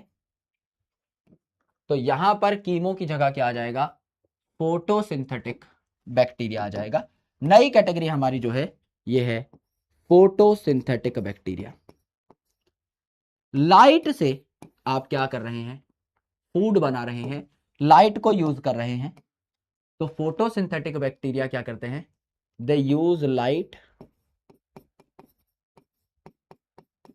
टू मेक फूड, यानी केमिकल बनाते हैं। फूड भी तो केमिकल ही है, तो लाइट एनर्जी को केमिकल एनर्जी में कन्वर्ट करते हैं। क्योंकि आप अच्छे तरीके से जानते हैं, केमिस्ट्री में भी आपको पढ़ाया जाता होगा, energy can neither be created nor be destroyed but it can be converted from one form to another form. Energy बनाई नहीं जा सकती, एनर्जी तबाह नहीं की जा सकती, एक प्रकार की एनर्जी को दूसरे प्रकार की एनर्जी में कन्वर्ट किया जा सकता है। सेम चीज यहां पर हमें देखने को मिली। लाइट एनर्जी हमने उठाई सूरज से, सूरज की एनर्जी को, लाइट एनर्जी को हमने ट्रैप किया with the help of pigments, क्योंकि पिगमेंट्स के पास ही वो ताकत है जो सनलाइट को एब्जॉर्ब कर सके, और फिर उसे हमने कन्वर्ट कर दिया केमिकल में, यानी फूड बना लिया, खाना बना लिया। यही होता है और कुछ होता नहीं है। कैसे होता है इस बात को समझ लेते हैं। तो फोटोसिंथेटिक बैक्टीरिया जो है, इसका सबसे क्लासिक एग्जांपल जो है ये है साइनोबैक्टीरिया। साइनोबैक्टीरिया में सयान का मतलब क्या है, कोई बताना चाहेगा? गुरुजी सयान का मतलब आपने बताया था होता है ब्लू, और इसे प्यार से हम ब्लू ग्रीन एल्गी भी कहते हैं, यानी इसे बीजीए भी कहते हैं छोटे फॉर्मेट में, शॉर्ट फॉर्म में। तो एल्गी इसे क्यों कहा गया, एल्गी से इसकी तुलना इसीलिए करी गई क्योंकि ये फोटोसिंथेटिक है, क्योंकि ये फोटोसिंथेटिक है, प्लांट की तरह खाना बनाता है, इसीलिए एल्गी कह दिया। ग्रीन इसे क्यों कहा, क्योंकि प्लांट की तरह इसमें क्या है, सिमिलर पिगमेंट पाया जा रहा है, सिमिलर पिगमेंट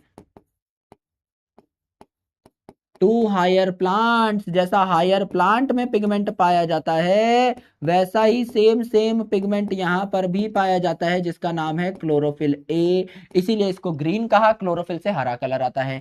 एंड ब्लू का मतलब ही क्या था, ब्लू का मतलब ही सयान था, तो यहां पर ब्लू कलर का पिगमेंट भी होगा, इसीलिए इसे साइनोबैक्टीरिया कह दिया था। सर बढ़िया तरीके से हमें यह बात पता है, लॉजिकली हमें यह बात पता है। अब हमें देखना है कि साइनोबैक्टीरिया की शक्ल कैसी और साइनोबैक्टीरिया का पता क्या है।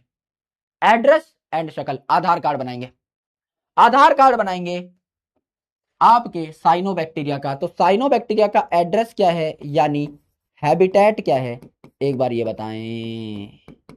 हर जगह पाया जा सकता है। उत्तर क्या है, याद ही नहीं करना, उत्तर है हर जगह, पानी में, धरती पे, यानी नॉर्मल लैंड पे भी पाया जा सकता है, पानी में भी, और पानी में भी, खारा पानी, साफ पानी, यानी याद ही नहीं करना है भाई, सब कुछ तो है ही, हर जगह तो पाया जा रहा है, पानी में भी हर प्रकार का पानी, लैंड पे भी पाया जा रहा है, तो बचा ही क्या गुरुजी, कुछ भी नहीं बचा। तो हैबिटेट क्या है, टेरेस्ट्रियल, यानी लैंड पे पाया जाएगा, टेरेस्ट्रियल, ऑन लैंड पाया जाएगा, प्लस एक्वेटिक, पानी में पाया जाएगा। पाया गया गुरुजी, पानी में भी आपका ताजा ताजा फ्रेश बिलिसरी के पानी में भी पाया जा रहा है, मैराइन यानी खारे खारे पानी में भी पाया जा रहा है।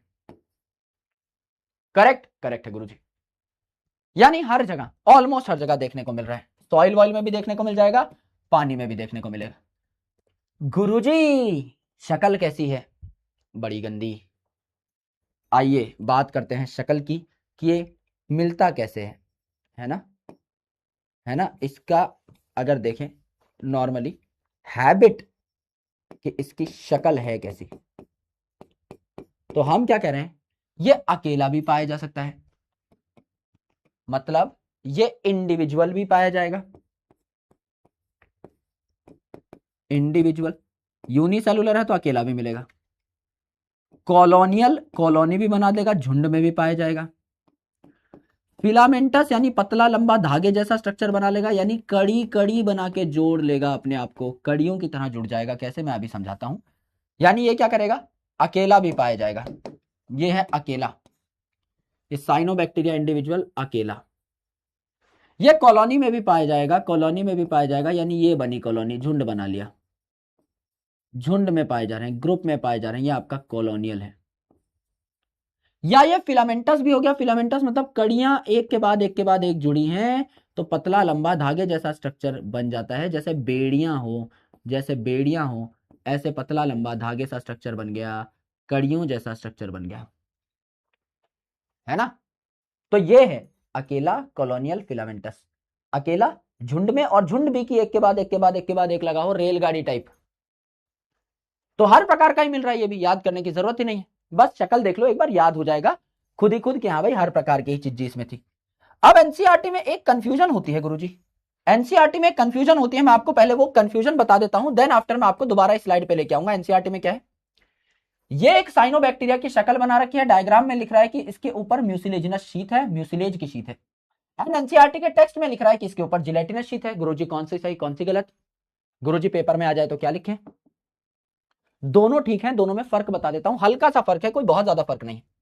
अगर आप देखें तो ये जो आपका साइनोबैक्टीरिया है, साइड में अलग से भी ड्रॉ कर सकते हो या इसी के ऊपर बना सकते हो आपकी शीट एंड लेबलिंग कर सकते हो। मेरे पास जगह नहीं थी इसीलिए मैं यहां बना रहा हूं। इसके ऊपर एक शीट है, इसके ऊपर एक शीट है, गिलगिली सी चिपचिपी सी म्यूकोपॉलीसेकेराइड की, जिसे म्यूसिलेजिनस शीट कहते हैं।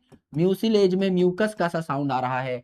आपने देखा होगा कई बार आपके घरों के आसपास अगर कोई तालाब है, कोई वाटर बॉडी है, तो उसमें गंदी सी काई जमी होती है ऊपर, बदबूदार लिपलिपी सी काई, अगर कई बार हाथ में भी लग जाती है तो ऐसे स्लिपरी सी होती है, फिसलन वाली।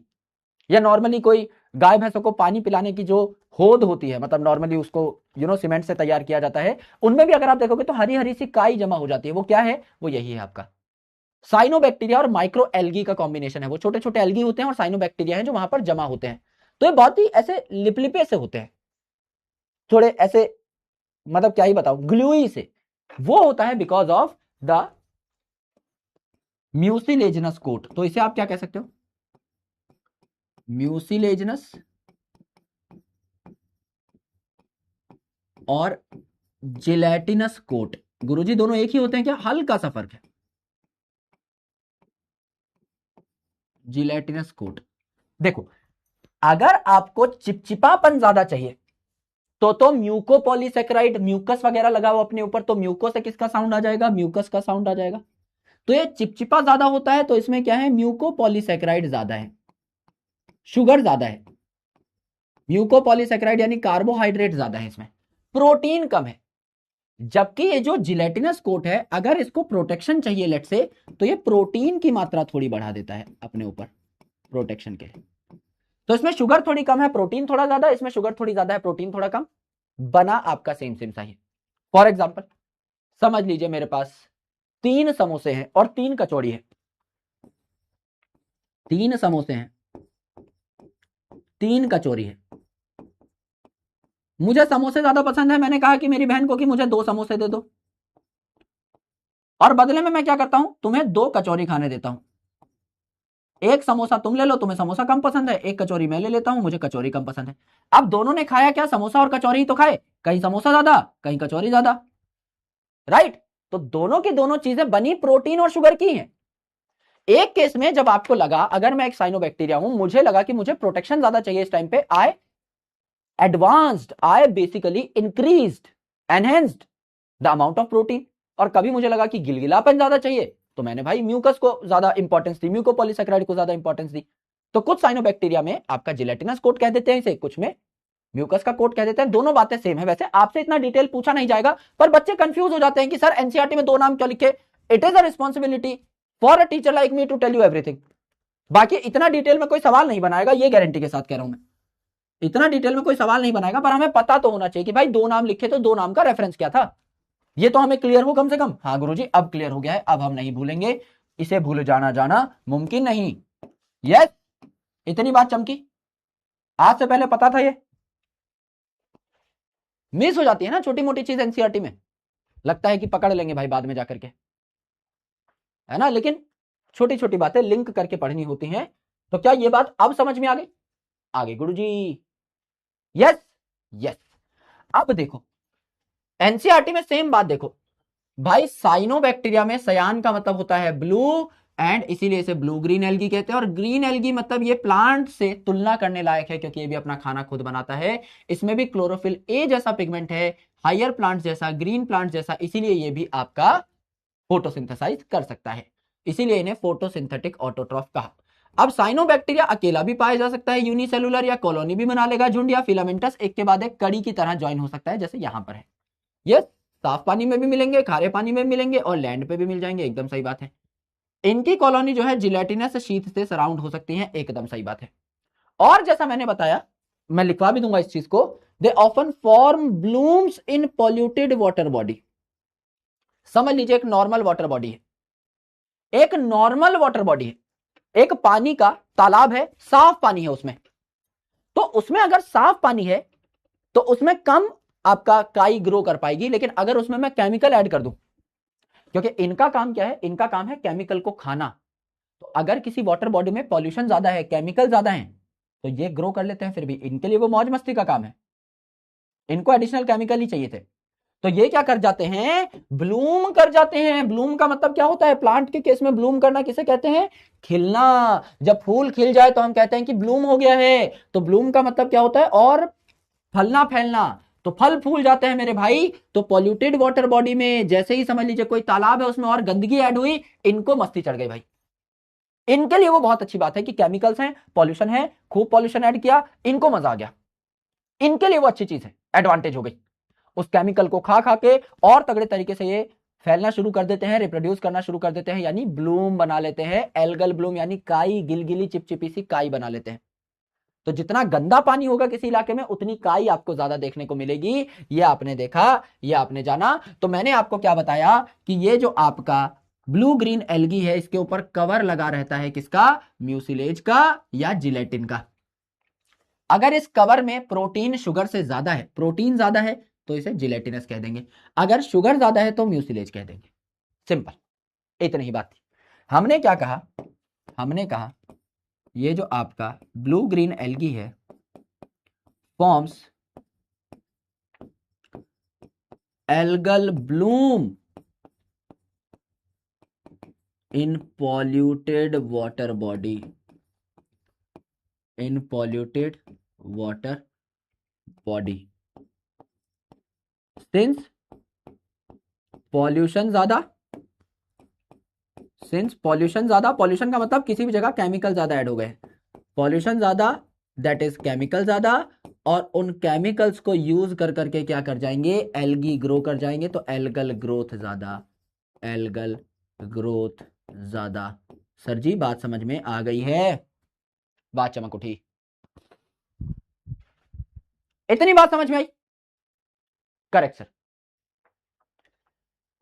इतनी बात समझ में आ गई है सारे भाइयों को, बता दो ना सर, इतनी बात समझ में आ गई है, करेक्ट, ठीक है। अभी तक हमने क्या क्या पढ़ा, रिवाइज कर लें एक बार, अभी तक हमने क्या क्या पढ़ा, रिवाइज कर लें, झटपट बताइए। इस चीज को हम लोग एनसीईआरटी में ऑलरेडी देख चुके हैं। अब नाइट्रोजन फिक्सेशन पढ़नी है, फिर माइकोप्लाज्मा, फिर reproduction in bacteria. Very simple simple topics, आज ये खत्म कर देंगे, करेक्ट। मैंने आपको बताया कि आज हम पढ़ने वाले हैं यू बैक्टीरिया के बारे में। यू बैक्टीरिया में यू का मतलब होता है ट्रू, यानी ये सच्चा बैक्टीरिया है, अच्छा बैक्टीरिया है, जिसके पास पेप्टिडोग्लाइकन की सेल वॉल है, रिजिड सेल वॉल है, और अगर ये मोटाइल है तो इनके पास फ्लैजेला है, नॉन मोटाइल है तो फ्लैजेला की कोई आवश्यकता है नहीं। ये जो यू बैक्टीरिया है, इनमें से ज्यादातर अपना खाना खुद नहीं बना सकते, यानी ज्यादातर जो है हेट्रोट्रॉफिक होते हैं, उनमें से भी ज्यादातर डिकम्पोजर हैं जो ऑर्गेनिक मैटर को इनऑर्गेनिक में कन्वर्ट करते हैं, और कुछ जो है वो आपके पैरासिटिक हैं जो अलग अलग प्रकार की बीमारियां कॉज करते हैं ऑर्गेनिज्म की बॉडी के अंदर घुस के, यानी एंडोपैरासिटिज्म, या बैक्टीरिया जो है बॉडी के बाहर भी सरफेस पे भी चिपक सकते हैं, दैट इज एक्टोपैरासिटिज्म। उसके बाद हमने बात की आपके ऑटोट्रॉफिक बैक्टीरिया के बारे में, जो बहुत कम है, खुद का खाना बनाने वाले बहुत कम है। उनमें से भी ज्यादातर जो है दे आर फोटोसिंथेटिक, जो कि आपका खाना खुद बना सकते हैं, जैसे कि साइनोबैक्टीरिया, उसमें क्लोरोफिल ए लाइक पिगमेंट पाया जाता है, तो वो अपना खाना खुद बना लेते हैं। जो साइनोबैक्टीरिया वो लैंड पे भी पाए जा सकते हैं, खारे पानी में भी, साफ पानी में भी, अकेले भी पाए जा सकते हैं, कॉलोनी में भी या फिर फिलामेंटस केस में भी, और इनके ऊपर जिलेटिन की या फिर म्यूसिलेज की कवरिंग हो सकती है, और ये आपके पॉल्यूटेड वाटर बॉडी में ब्लूम बना सकते हैं, यानी कि बेसिकली बहुत ज्यादा ग्रो कर सकते हैं पॉल्यूटेड वाटर बॉडीज के अंदर। जो कीमोसिंथेटिक बैक्टीरिया हैं वो अलग अलग इनऑर्गेनिक केमिकल्स को ऑक्सीडाइज कर सकते हैं एंड अलग अलग मिनरल्स सॉइल में ऐड कर सकते हैं, जैसे कि आपका आयरन हो जाएगा, आपका सल्फर हो जाएगा, फास्फोरस हो जाएगा एंड आपका नाइट्रोजन हो जाएगा। अलग अलग चीजों को ऑक्सीडाइज करेंगे, इनको एनर्जी मिल जाएगी और मिनरल सॉइल में ऐड हो जाएंगे, तो ये न्यूट्रिएंट साइक्लिंग में भी हेल्प कर रहे होते हैं। ये बात हमने बढ़िया तरीके से जानी। अब मेरे भाई ये जो साइनोबैक्टीरिया वाला किस्सा है, इसमें हम नाइट्रोजन फिक्सेशन की भी जिक्र कर रहे होंगे। इसी स्लाइड को मैं कॉपी कर लेता हूं, because the heading is absolutely same, heading एकदम सेम है। इस साइनोबैक्टीरिया के बारे में ही हमें चर्चा करना है कि कुछ साइनोबैक्टीरिया क्या करते हैं, कुछ साइनोबैक्टीरिया नाइट्रोजन फिक्स करते हैं। कैसे नाइट्रोजन फिक्स करते हैं उसके बारे में हम चर्चा करेंगे, ठीक है। आराम से देखिए, cyanobacteria like anabaena Nostoc Maria करो, एनाबीना एंड नोस्टॉक ऑसिलेटोरिया वगैरह भी can fix nitrogen in special cells called heterocyst. कुछ स्पेशल सेल यहां पर पाए जाते हैं जिनको क्या कहा जाता है, हेटेरोसिस्ट कहा जाता है। आइए इनके बारे में चर्चा करें। सबसे पहले ये जो आपका नोस्टॉक है ये फिलामेंटस होता है, कड़ियों की तरह जुड़ा होगा, एकदम जुड़ा होगा, तो इसको हम लोग बना लेते हैं। कड़ियों की तरह जुड़ा होगा, एकदम जुड़ा होगा गुरुजी। ये आपका नोस्टॉक है, ये आपका नोस्टॉक है, कई सारे नोस्टॉक साथ में जुड़े एक कड़ी जैसा स्ट्रक्चर बन गया। तो क्या ये फिलामेंटस बैक्टीरिया है? बिल्कुल फिलामेंटस बैक्टीरिया है सर, देख के ही पता लग रहा है। ये जो नोस्टॉक है क्या इसके ऊपर भी म्यूसिलेजिनस शीथ या जिलेटिनस शीथ पाई जाएगी? बिल्कुल पाई जाएगी। तो ये शीथ भी हम लोग बना लेते हैं। क्या इसके सारे सेल्स में ही नाइट्रोजन फिक्स हो रही होगी? नहीं गुरुजी, इसके सारे सेल्स में नाइट्रोजन फिक्स नहीं हो रही होगी, कुछ चुनिंदा सेल्स में ही नाइट्रोजन फिक्स हो रही होगी। करेक्ट। तो हमने यहां पर क्या कहा, ये जो आपका नॉर्मल सेल है, ये जो आपका नॉर्मल सेल है, this is mucilaginous sheath, mucilaginous sheath, this is vegetative cell या नॉर्मल सेल, वेजिटेटिव सेल या नॉर्मल सेल। एंड कुछ सेल्स जो हैं इनको हम क्या कर देंगे, हाईलाइट कर देंगे। जैसे ये वाला सेल बनाया, ये वाला सेल हमने बनाया,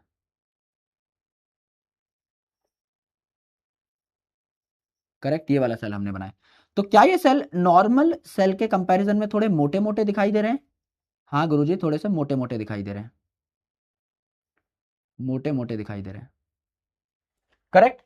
this cell and this cell is comparatively thick. Yes गुरुजी, दिस इज थिक। क्यों मेरे भाई? ये जो सेल है इसको हम लोग क्या कह रहे हैं, ये जो सेल है इसको हम कह रहे हैं क्या, आपका हेटेरोसिस्ट। ये जो सेल है इसे हम क्या कह रहे हैं, हेटेरोसिस्ट। ये हेटेरोसिस्ट है, it is very thick walled, बहुत ही मोटी मोटी दीवारें हैं इसकी, बहुत ही थिक वॉल्ड है ये। क्यों थिक वॉल्ड है? आराम से सुनिए। थिक वॉल्ड इसीलिए है जिससे कि ये जो सेल है हेटेरोसिस्ट, ये ऑक्सीजन को अपने अंदर आने से रोक सके। क्योंकि मेरे भाई नाइट्रोजन फिक्सेशन के लिए आपको एक एंजाइम चाहिए होता है जिसका नाम है नाइट्रोजिनेज, और ये नाइट्रोजिनेज ऑक्सीजन से बहुत डरता है, कब कब आ जाता है उसको देख करके। तो मेरे भाई नाइट्रोजन फिक्सेशन अगर करनी है तो नाइट्रोजिनेज एंजाइम की जरूरत पड़ेगी, and nitrogenase is very sensitive to oxygen. Oxygen की प्रेजेंस में नाइट्रोजिनेज काम ही नहीं कर पाएगा। तो हम चाहते हैं कि ये जो कुछ सेल्स हैं, चुनिंदा सेल्स, इनमें ऑक्सीजन आ ही ना पाए, तो इनकी दीवारों को हमने बहुत मोटा कर दिया ऑक्सीजन को अंदर आने से रोकने के लिए। तो heterocyst are thick walled to prevent the entry of oxygen in it, since nitrogenase enzyme is very sensitive to oxygen and can't act properly in its presence, in its presence। Oxygen के presence में nitrogenase ठीक से काम ही नहीं कर पाएगा, तो हम ऑक्सीजन को अंदर आने नहीं देना चाहते, इसीलिए मोटी दीवार हमने बनाई। इतनी सी बात है बस। तो अब क्या होगा, ऑक्सीजन हेटेरोसिस्ट में जा नहीं पाएगा, अंदर नाइट्रोजनेज एंजाइम है, वो नाइट्रोजन फिक्स करता रहेगा, एनवायरमेंट को देता रहेगा। But the most important thing is क्या ये जो आपका नॉस्टॉक है, क्या ये जो आपका यहां पर साइनोबैक्टीरिया है, इसको किसी की जरूरत है? सर ये तो अपना खाना खुद बनाता है, ये तो आपका फोटोसिंथेटिक है, यानी ये मुफ्त में हमारे लिए काम कर रहा है। भाई राइजोबियम जो था ये खुद से काम थोड़ी कर पा रहा था, ये जो राइजोबियम था ये तो रूट के साथ एसोसिएटेड था, ये खुद का खाना खुद नहीं बना सकता था, तो किसी प्लांट की रूट के साथ एसोसिएटेड था कि प्लांट से मैं खाना ले लूं और बदले में उसको नाइट्रोजन फिक्स करके दे दूं। दिस इज अ टास्क जो कि साथ में किसी और ऑर्गेनिज्म के साथ में किया जा रहा है। पर मेरे भाई ये जो आपका नॉस्टॉक है यहां पर, इसको तो कोई जरूरत ही नहीं है किसी और ऑर्गेनिज्म की, ये तो इंडिपेंडेंट है, ये तो खुद का खाना खुद बनाता है, यानी ये फ्री लिविंग कंडीशन में भी नाइट्रोजन फिक्स कर देता है। ये क्या करता है, फ्री लिविंग कंडीशन में भी नाइट्रोजन फिक्स कर देता है। तो it can fix nitrogen in free living condition, in free living condition. Correct correct. Example क्या है, ये नॉस्टॉक है, हम ऊपर भी मेंशन कर चुके हैं एरो के माध्यम से, नीचे भी लिखना चाहो तो लिख सकते हो। और नॉस्टॉक कैसा है, ऐसा फिलामेंटस सा दिखाई दे रहा है, तो ये भी चाहो तो लिख सकते हो। डायग्राम से हमने एक निष्कर्ष निकाल लिया कि कल को कोई पूछ ले कि शक्ल देख करके बताओ कि भैया कैसा बैक्टीरिया था, ये फिलामेंटस था। एक के बाद एक कड़ियां जुड़ी हुई हैं। गुरुजी बात समझ में आ गई? इतनी बातें अगर आपने लिख ली हैं, एक बार बता दो ना, एक बार बता दो मेरे भाई, अगर इतनी बातें आपने लिख ली हैं बढ़िया तरीके से, एक बार बताइए, जिससे मैं आपको एनसीईआरटी की रीडिंग करा सकूं। मेजरली जो सारी चीजें हैं, चारों प्रकार के बैक्टीरिया के बारे में, ये आपकी डन हो चुकी हैं। अब हम थोड़ा सा आगे बढ़ेंगे, है ना। क्या जापानी लोगों ने हमला कर दिया क्या आज क्लास पे? क्या क्या लिखा जा रहा है, अलग ही लेवल की बातें हैं, अलग ही लेवल के नाम है। मेरा नाम लिख के एंड में कोई टाइटल दे दिया है, समझ में ही नहीं आ रहा है। कोई एनिमे कैरेक्टर है कि कोई मूवी का हीरो है कि विलन है कि क्या है, कुछ समझ में नहीं आ रहा है भाई।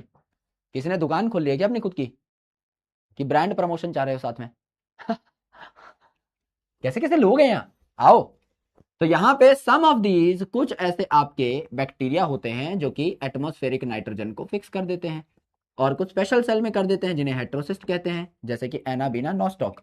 ये कुछ साइनोबैक्टीरिया हैं जो फिक्स कर देते हैं नाइट्रोजन को। इतनी ही बातें हैं एनसीईआरटी में, हमने तो बहुत डिटेल में चीजें पढ़ी हैं। एनसीईआरटी में 2 लाइन में ही टरका रखा है टॉपिक को बढ़िया तरीके से। क्या माइकोप्लाज्मा के बारे में हमें कुछ बातें पहले से पता है? देखो, क्या माइकोप्लाज्मा के बारे में हमें कुछ बातें पहले से पता है? जो पता है वो बता दो पहले। क्या माइकोप्लाज्मा दुनिया के सबसे छोटे लिविंग सेल्स हैं? इनकी लेंथ कितनी है? 0.3 माइक्रोमीटर है। तो क्या स्मॉलेस्ट लिविंग सेल माइकोप्लाज्मा है?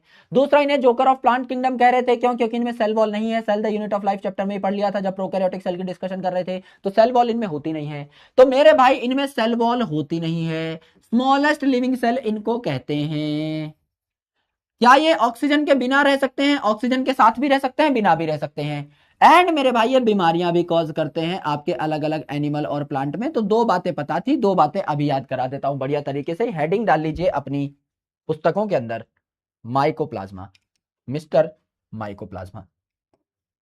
पीपीएलओ भी इसी का एक एग्जांपल था, अच्छे तरीके से हम लोग जानते हैं। माइकोप्लाज्मा, करेक्ट करेक्ट है गुरुजी। माइकोप्लाज्मा में हमने देखा, माइकोप्लाज्मा में हमने जाना कि ये दुनिया के सबसे छोटे लिविंग सेल्स हैं। They are smallest living cells. Length कितनी है? Smallest living cells. लेंथ कितनी है भैया? भैया लेंथ कितनी है? 0.3 माइक्रोमीटर। ठीक है जी, 0.3 माइक्रोमीटर। क्या बैक्टीरिया से छोटे हैं ये? सर स्मॉलेस्ट लिविंग सेल है तो बैक्टीरिया से तो छोटे ही होंगे, जाहिर सी बात है। बैक्टीरिया का जो टिपिकल साइज है वो कितना था? अगर आप देखें, अगर टिपिकल साइज था वो कितना था? लेंथ अगर आप देखोगे तो 3 से 5 माइक्रोमीटर मिलेगी। टिपिकल अगर आप साइज देखोगे 1 से 2 माइक्रोमीटर मिलेगा, तो उससे तो छोटे ही हैं बहुत। तो क्या बैक्टीरियल प्रूफ फिल्टर को आसानी से क्रॉस कर जाएंगे? आसानी से क्रॉस कर जाएंगे। तो आप कह सकते हैं दे कैन क्रॉस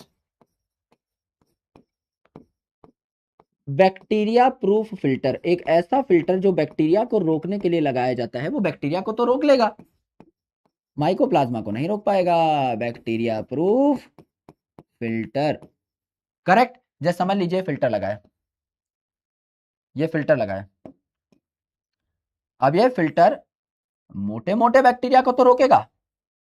जैसे समझ लीजिए ये बैक्टीरिया है, इसको तो रोक लेगा, इसको तो रोक लेगा, इसको तो रोक लेगा, ये पकड़ लिया बैक्टीरिया को।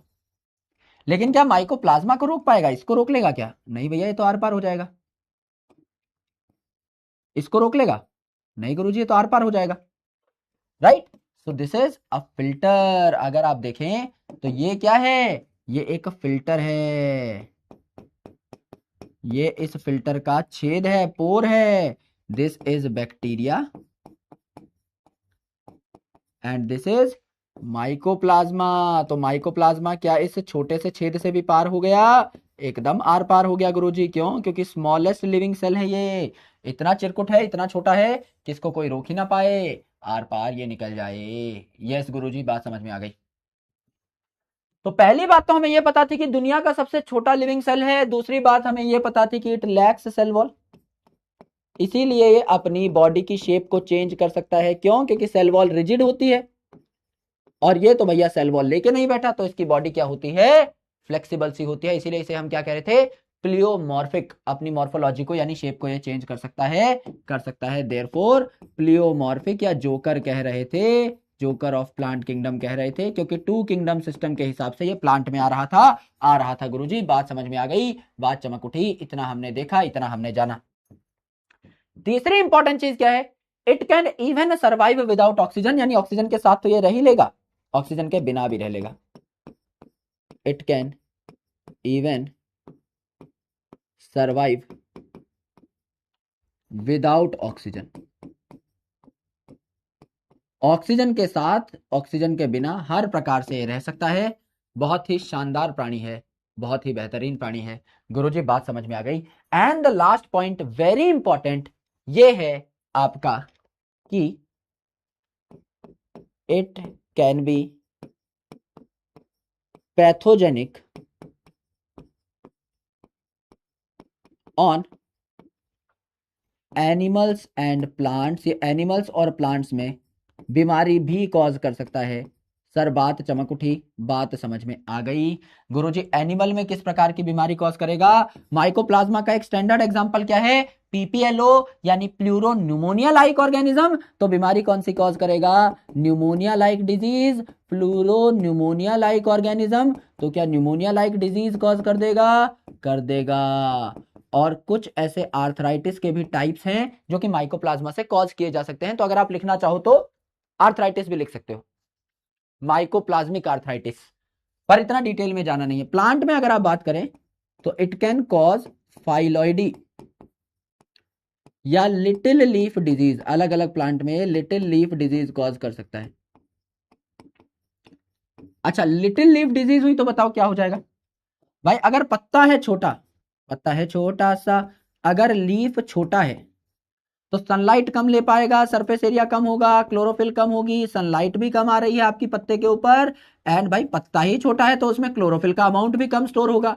तो मेरे भाई अगर क्लोरोफिल ही कम है, सनलाइट ही कम है, देयरफॉर फोटोसिंथेसिस भी ये कम कर पा रहा है, कम खाना बना पा रहा है, यानी कम प्रोडक्टिव रहेगा। एकदम रहेगा गुरुजी, खाना ही कम बनाए, देयरफॉर प्रोडक्टिविटी घटाए। तो प्लांट बहुत ज्यादा खाना नहीं बना पा रहा है। एक प्लांट जिसकी चौड़ी पत्ती है वो ज्यादा खाना बनाएगा, छोटी पत्ती है कम खाना बनाएगा, खामखा का नुकसान हो गया। यस, फाइलॉइडी में फिल का साउंड आ रहा है, फिल का साउंड आ रहा है, तो इसमें क्या है? फ्लावर बिकम्स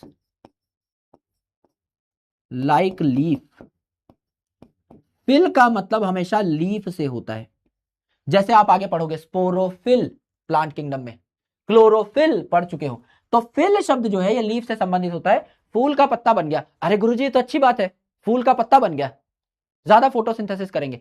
अरे तो अगली जनरेशन कहां से आएगी? फूल का पत्ता बन गया लेकिन फूल तो गायब हो गया, फूल पे ही तो रिप्रोडक्टिव स्ट्रक्चर है, राइट। तो बैंड भी तो बच गई, अगली जनरेशन कहां से आई? करते रहो बैठ के फोटोसिंथेसिस, तो नुकसान भी तो हुआ।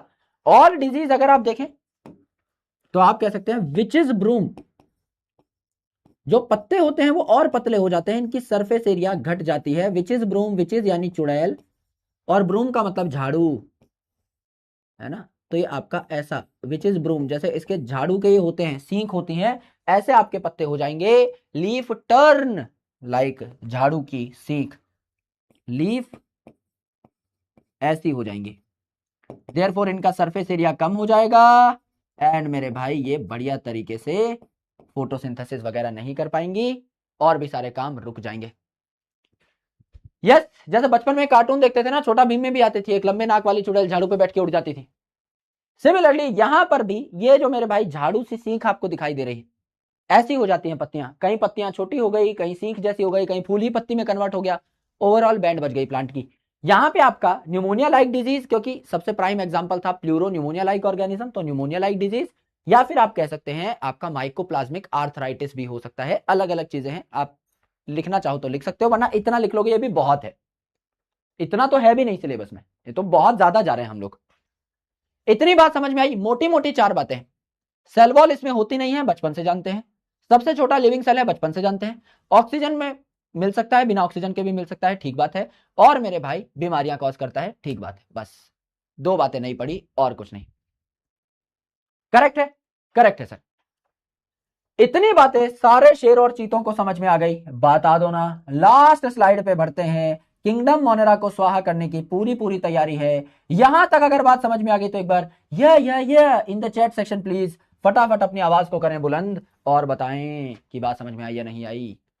प्लियोमॉर्फिक, नाम में घुस जाओ, खोपड़ी पे चमेली का तेल लगा के। प्लियोमॉर्फिक, मॉर्फिक जो अपनी मॉर्फोलॉजी को चेंज करे, यानी अपनी शेप को बदले, क्योंकि इस पे कोई रिजिड सेल वॉल तो है नहीं जो शेप को एकदम एक जैसा रखेगी, कोई बाउंड्री ही नहीं है, तो शेप चेंज होती रहेगी, मॉर्फोलॉजी चेंज होती रहेगी, तो प्लियोमॉर्फिक। यस, बहुत शानदार, बहुत बढ़िया। आइए लास्ट हेडिंग, प्यारी heading, reproduction in bacteria. Reproduction in bacteria. Bacteria में अलग अलग प्रकार से रिप्रोडक्शन कैसे कैसे हो सकता है, we are going to talk about that. आराम से समझें, प्यार से जानें, ठीक है, ठीक है। आइए, पहला रिप्रोडक्शन का जो प्रकार है, सबसे चिंदी तरीके का रिप्रोडक्शन क्या हो सकता है बैक्टीरिया में, जो कि यूनिसेलुलर है? फिजन। फुचुक से 2 बैक्टीरिया बना लेगा एक बैक्टीरिया। क्या ये सबसे आसान तरीका है रिप्रोड्यूस करने का? बिल्कुल। तो इन फेवरेबल कंडीशन, अगर सब कुछ अच्छा है, बहुत तेजी से अगर डिवाइड करना है बैक्टीरिया को, धनाधन धनाधन क्या आपकी रिप्रोडक्शन होती रहेगी। इन फेवरेबल कंडीशन क्या लगातार आपकी रिप्रोडक्शन होती रहेगी? बिल्कुल होती रहेगी। और बैक्टीरिया के 2 टुकड़े हो जाएंगे, बिल्कुल 2 टुकड़े हो जाएंगे। अगर आपका ये एक बैक्टीरिया है, अगर आपका ये एक बैक्टीरिया है और इस बैक्टीरिया में बाकी चीजें बना नहीं रहा हूं, सिर्फ इसका न्यूक्लियोइड बना दे रहा हूं, तो मेरे भाई क्या ये बैक्टीरिया आपका 2 टुकड़ों में टूट जाएगा? आसानी से टूट जाएगा गुरुजी। इसमें फिजन होगा and it will be converted into 2 bacteria. It will be converted into 2 bacteria, जिन्हें हम डॉटर बैक्टीरिया कह सकते हैं। ये फिजन हुआ और 1 से 2 बैक्टीरिया बन गए, एकदम बन गए गुरुजी। तो पहली चीज हुई फिजन, जिसमें आपको बैक्टीरिया 2 टुकड़ों में टूटता हुआ दिखाई दिया। जाहिर सी बात है, अंदर सेल मेम्ब्रेन होगी, बाहर सेल वॉल होगी, बच्चा बच्चा जानता है, तो उसकी डिस्कशन ना भी करें तो चल जाएगा, मैं डायग्राम में दिखा दूंगा। हमने एक बात करी थी, हमने एक स्ट्रक्चर बनाया था, मैं स्ट्रक्चर बनाता हूं, आप बताना कि आपको वो स्ट्रक्चर याद है या नहीं। मैंने बैक्टीरिया की 4 शेप बताई थी, गोल मटोल, ये स्प्रिंग शेप, ये आपकी कॉमा शेप, एंड ये आपकी डंडे जैसी, रॉड जैसी आपकी क्या, बैसिलस। इसमें एक स्पोर बनाया था, एंडोस्पोर, और लिखा था कि ये कैल्शियम डाइपिकोलिनिक एसिड का बना हुआ है। याद है सबको? Correct sir. ये स्पोर कब बनेगा? हार्श कंडीशन में बनेगा, अनफेवरेबल कंडीशन में बनेगा, क्योंकि स्पोर पे होती है ट्रू वॉल। स्पोर पे होती है ट्रू वॉल, और वॉल का काम क्या है? प्रोटेक्शन। तो आपको क्या करना है, आपको अगर बैक्टीरिया की अच्छी खासी किस्मत चल रही है, सब कुछ बहुत बढ़िया है, खाने पीने की चीजें मिल रही है, 1 से 2 बैक्टीरिया, 4, 8, 16, 32, 64, 128, 256, 512, 1024, 2048, चलता जाएगा भाई। झटपट झटपट डिवाइड करेगा, नंबर बढ़ाता जाएगा, कॉलोनी बनाएगा, मौज मस्ती छा रखी है। अनफेवरेबल कंडीशन है तो इसको खुद की जान की हिफाजत भी करनी है, तो ये क्या करता है, स्पोर बना लेता है जिसके ऊपर ट्रू वॉल। तो इन अनफेवरेबल कंडीशन बैक्टीरिया क्या करता है, स्पोर बनाता है, तो इसे कहते हैं spore formation. Spore formation in unfavourable condition. Correct, correct गुरुजी। जब कंडीशन अच्छी नहीं है तो दे नीड अ स्पोर जिसपे कवरिंग हो, जिसपे प्रोटेक्टिव कवरिंग हो। In unfavourable condition spore is formed which has true walls, which has true walls, सच्ची वॉल हो उसके ऊपर, therefore प्रोटेक्शन बढ़ गई। और प्रोटेक्शन ही तो चाहिए भाई अनफेवरेबल कंडीशन में, खराब वक्त में क्या चाहिए कि कोई बचा ले आकर के, तो प्रोटेक्शन ज्यादा मिली, प्रोटेक्शन बढ़ गई, यही चाहिए था गुरुजी। बात समझ में आ गई। रेजिस्टेंस बढ़ जाती है, प्रोटेक्शन बढ़ जाती है, रेजिस्टेंस ज्यादा मिलती है, ज्यादा आप बचाव कर सकते हो अपना, यानी बैक्टीरिया अपना बचाव कर पाता है, तो ये अच्छी बात हुई ना, अच्छी बात। करेक्ट, करेक्ट है सर। तीसरी इंपॉर्टेंट चीज है, एक बात हमने पढ़ी थी अगर आपको याद हो तो, cell the unit of life chapter में जब हम प्रोकैरियोटिक सेल पढ़ रहे थे, मैंने आपको बताया था कि प्रोकैरियोटिक सेल में primitive type of DNA transfer होता है जिसको बैक्टीरिया का सेक्सुअल रिप्रोडक्शन भी कहते हैं। असली सेक्सुअल रिप्रोडक्शन नहीं था, हम सिर्फ कह रहे थे बैक्टीरिया में सेक्सुअल रिप्रोडक्शन का मतलब यही है, ना कोई गैमीट बन रहा है, ना गैमीट फ्यूज हो रहे हैं, कंजुगेशन की बात हुई थी।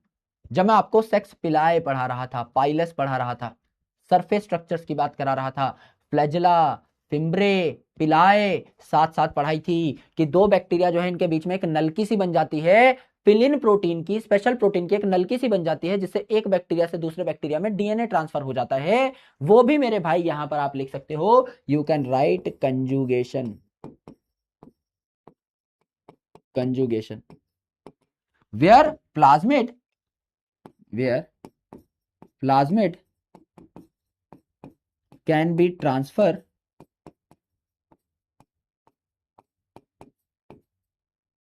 from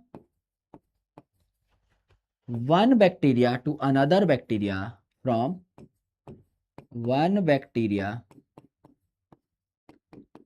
to another bacteria via sex पिलाए और conjugation tube,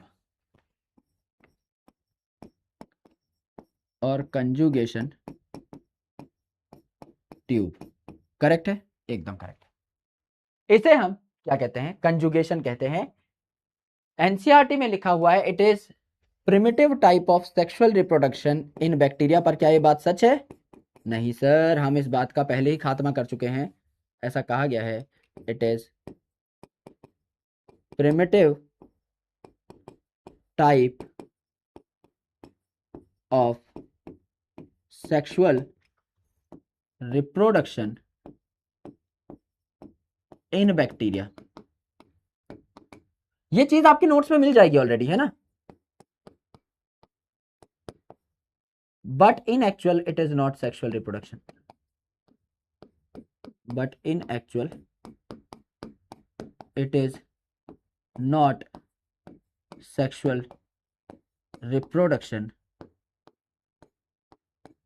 since no gamete formation or fusion took place। कोई गैमेट फॉर्मेशन, फ्यूजन ऐसी कोई चीज हुई ही नहीं कि इसे सेक्सुअल रिप्रोडक्शन बोला जा सके। तो बस डीएनए ट्रांसफर है, एक बैक्टीरिया ने दूसरे बैक्टीरिया को डीएनए दे दिया, इतनी सी बात है। तो अगर आपको इसका पूरा डिटेल्ड मैकेनिज्म जानना है, आप कहोगे तो मैं रफ रफ अभी बता दूंगा, मेरे को कोई टेंशन नहीं है। लेकिन अगर आप चाहते हो कि थोड़ा डिटेल में आप इस पूरे के पूरे मैकेनिज्म को एक बार दोबारा समझें, तो cell the unit of life topic है आपका सिलिया फ्लैजेला, बैक्टीरिया का, है ना, नॉट सिलिया फ्लैजेला, सिर्फ फ्लैजेला, वहां पे फ्लैजेला, फिब्रे और पिलाए, तो वो अलग से पढ़ाया गया था प्रोकैरियोटिक सेल में, है ना, क्योंकि 11th में जब हम पढ़ाते हैं तो पूरा साथ पढ़ा देते हैं। आपके लिए पूरा अलग से पढ़ाया गया था, प्रोकैरियोटिक सेल में आपको मिल जाएगा। तो you can understand this topic from that part, ठीक है।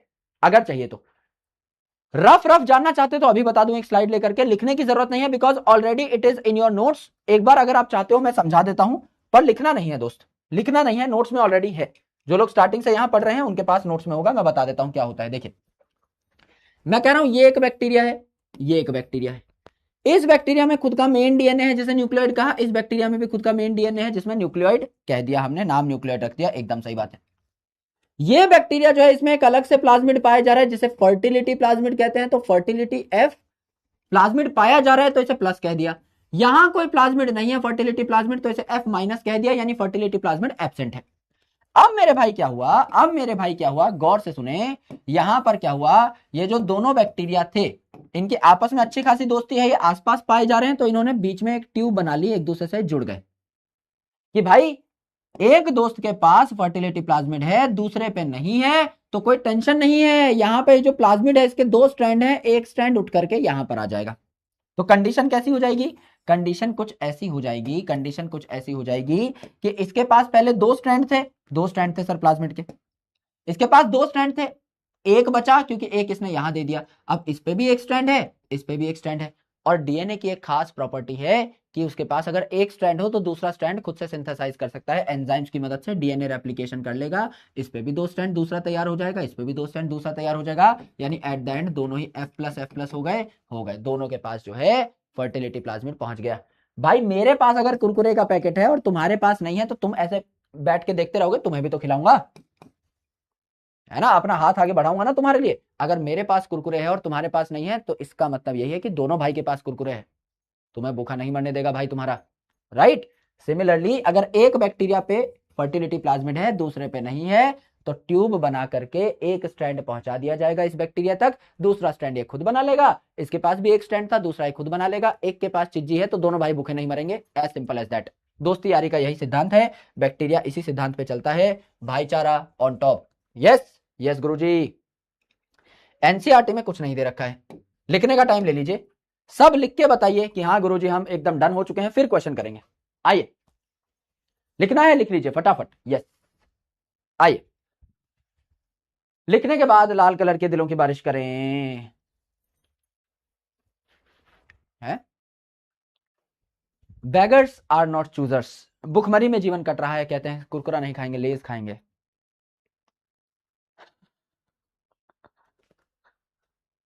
क्या बात है भाई, मुंह से थूक गिर रहा है मास्टर के सामने खड़े होकर।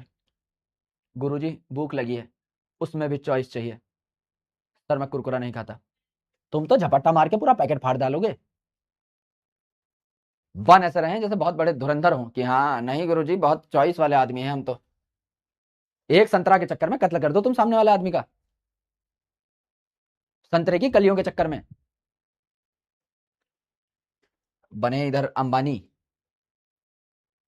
आइए देखिए साहब, bacteria reproduce mainly by fission, favourable condition है तो फिजन होगा, समटाइम्स अंडर अनफेवरेबल कंडीशन ये स्पोर बना लेते हैं। और बैक्टीरिया में सेक्सुअल रिप्रोडक्शन, जो कि असली सेक्सुअल रिप्रोडक्शन नहीं है, बस डीएनए ट्रांसफर हो रहा है एक बैक्टीरिया से दूसरे बैक्टीरिया में, ये भी हो सकता है, इसे कंजुगेशन कहते हैं, डिटेल में लिख चुके हैं। बैक्टीरिया में अंदर सेल मेम्ब्रेन बाहर सेल वॉल, दुनिया की यही कहानी है, अंदर मेम्ब्रेन बाहर वॉल, हर ऑर्गेनिज्म में ऐसा ही होता है। एक बैक्टीरिया को फुचुक करके दो बैक्टीरिया में डिवाइड कर दिया, ये इसका मेन डीएनए है यानी न्यूक्लियोइड है।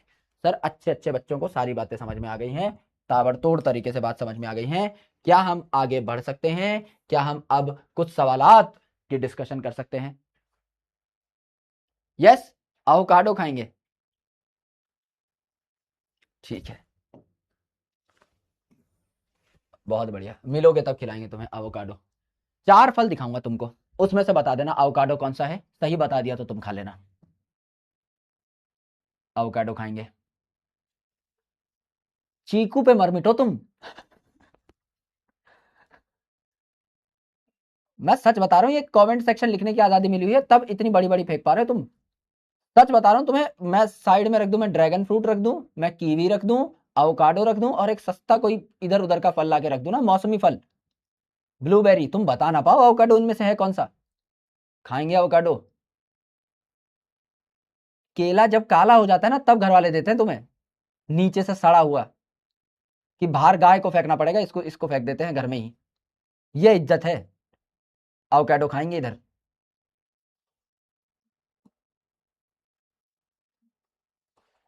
क्या ही करें, अब तुम पल्ले पढ़ ही गए हो तो झेल नहीं पड़ोगे। आओ, recognise the figure and find out the suitable matching. अंदर वाली लेयर मिस्टर बी है, बाहर वाली लेयर मिस्टर सी है, और ये डीएनए दिखाई दे रहा है। बता दो ना कौन क्या है ना? कैलिफोर्निया आमंड खाएंगे। खिलाता हूँ भाई साहब आज तुम्हारा 56 भोग दे के भेजता हूँ तुम्हें। क्यों रे 56 भोग? अभी खिलाता हूँ, रुको रुको रुको, आज तुम्हारा भंडारा होगा। आज मुझे लग नहीं रहा तुम बिना खाए पहुंचोगे घर। सबको बुला लो दोस्त यार, सबको इकट्ठा कर लो, 5 मिनट की बात है, अभी क्वेश्चन कराता हूँ। एकदम ताबड़तोड़ पार्टी होगी, पार्टी ऑल डे। अंदर वाली चीज सेल मेम्ब्रेन है, तो बी सेल मेम्ब्रेन है, बी सेल मेम्ब्रेन है, बी सेल मेम्ब्रेन है, बी सेल मेम्ब्रेन है। यस, ये ऑप्शन एलिमिनेट हो गया। सी बाहर वाला है, सेल वॉल है, कैप्सूल नहीं है। सी बाहर वाला है, सेल वॉल है, ठीक है, सी सेल वॉल है, ठीक है, ये बात भी सही है। ए क्या है? डीएनए है। ए क्या है? न्यूक्लियस तो होता नहीं है आपका, न्यूक्लियस तो होता नहीं है आपका प्रोकैरियोटिक सेल में। उत्तर मिस्टर बी, मिस्टर भूरा हो गया, ठीक है, हो गया गुरुजी, बात सही आ गई। 82% लोगों ने कर दिया है। डायग्राम समझ नहीं पा रहे हैं देख के? बड़ी बड़ी बातें करें। Primary function of heterocyst, heterocyst cell का काम क्या है? बता दो ना। हेट्रोसिस्ट का काम क्या है? Primary function of heterocyst in Nostoc. Heterocyst are special cell जिनमें नाइट्रोजन फिक्सेशन होता है। तो मेन काम इनका क्या है? Nitrogen fixation. Again mister Bhura, one song baby song like normax sound is max is the right answer. Yes Guruji, it is an absolutely right answer. बात समझ में आ गई? आ गई, ठीक है गुरुजी, ये बात भी आ गई। इसमें तो 90% कर दो यार कम से कम, बहुत असमानजनक चीज हो जाएगी अगर इसमें भी 90% नहीं कर पाए, क्योंकि बहुत चिंदी सवाल है, बहुत बेसिक लेवल का सवाल है। 95%, वेरी गुड, बहुत बढ़िया, ठीक है। ये सवाल हमारा हो चुका है, आई गेस इसमें बी आंसर था, है ना? आर्के बैक्टीरिया के बारे में ये सवाल हम कर चुके थे, बट अच्छा सवाल था। क्या इसको दोबारा अटेम्प्ट करना चाहोगे? करना चाहो तो कर लो भाई, या फिर चैट सेक्शन में ही बता देना, है ना? ऑल वाली बात पे हमने इसको काटा था, कल का सवाल भी आ चुका है। सवाल संख्या 3 कर लीजिए, 1 मिनट का टाइम दे रहा हूं। Mark the statements which are correct. सत्य वचन का पता लगाना है। पोल नहीं आ रहा, कोई बात नहीं, चैट में मार्क कर दो। Bacteria are sole members of kingdom Monera. क्या किंगडम मोनेरा की जान है बैक्टीरिया, आन बान शान है बैक्टीरिया? बिल्कुल है Guruji. Bacteria are simple in structure and complex in metabolic diversity. शक्ल सिंपल है लेकिन मेटाबॉलिक डाइवर्सिटी या बिहेवियर या फिर आपका न्यूट्रिशनल डाइवर्सिटी बहुत कॉम्प्लेक्स है। सही बात है। Some of the bacteria are autotrophic and synthesise their own food from inorganic substrate. कुछ बैक्टीरिया ऑटोट्रॉफिक होते हैं, कम ही ऐसे हैं जो खाना बनाते हैं और इनऑर्गेनिक से ऑर्गेनिक फूड बनाते हैं, CO2 और वाटर को यूज करके कार्बोहाइड्रेट बनाते हैं, तो ठीक बात है। Vast majority of bacteria are autotrophic. ऊपर वाली बात पे ही कबाड़ा कर दिया मेरे भाई। दोनों बातें सत्य कैसे हो सकती हैं कि कुछ ही ऑटोट्रॉफिक है, बहुत ज्यादा ऑटोट्रॉफिक है? ये बात गलत है। तो उत्तर क्या हो गया आपका? करेक्ट में डी तो आ नहीं सकता, डी तो आ नहीं सकता, ऑल 4 डी तो आ नहीं सकता। एलिमिनेट करके भी निकाल सकते थे, उत्तर ए आ जाता। बच्चा बच्चा एलिमिनेट करके भी निकाल सकता था भाई। डी तो पक्का गलत है, इसमें भी डी, इसमें भी डी, इसमें भी डी, तो जिसमें डी नहीं है वो आ जाएगा, बात खत्म कर दो, है ना? सी वाले कौन है? ए बी डिविलियर्स कौन है भाई? अलग ही लेवल के बंदे हो यार, गला और बैठ गया है। आइए, अरे भाई इस सवाल में इतना कैसे बनता है? क्या ये सवाल एलिमिनेशन से नहीं कर सकते थे? एक बार आइडिया लगाओ।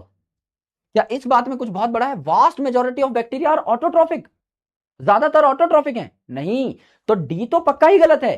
तो इनमें देख लो ना भाई, इसमें भी डी है, इसमें भी डी है, ऑल 4 मतलब डी इंक्लूडेड है, तो तीनों को काट डालो ना, बच गया एबीसी। सर हो जाता, आराम से हो जाता। देखो किरमाड़ा फ्रॉम ढोलकपुर ने भी कर दिया है, बताओ, ये सब भी कर दे रहे हैं, ठीक है। लॉजिक लगाएं, आगे बढ़ें।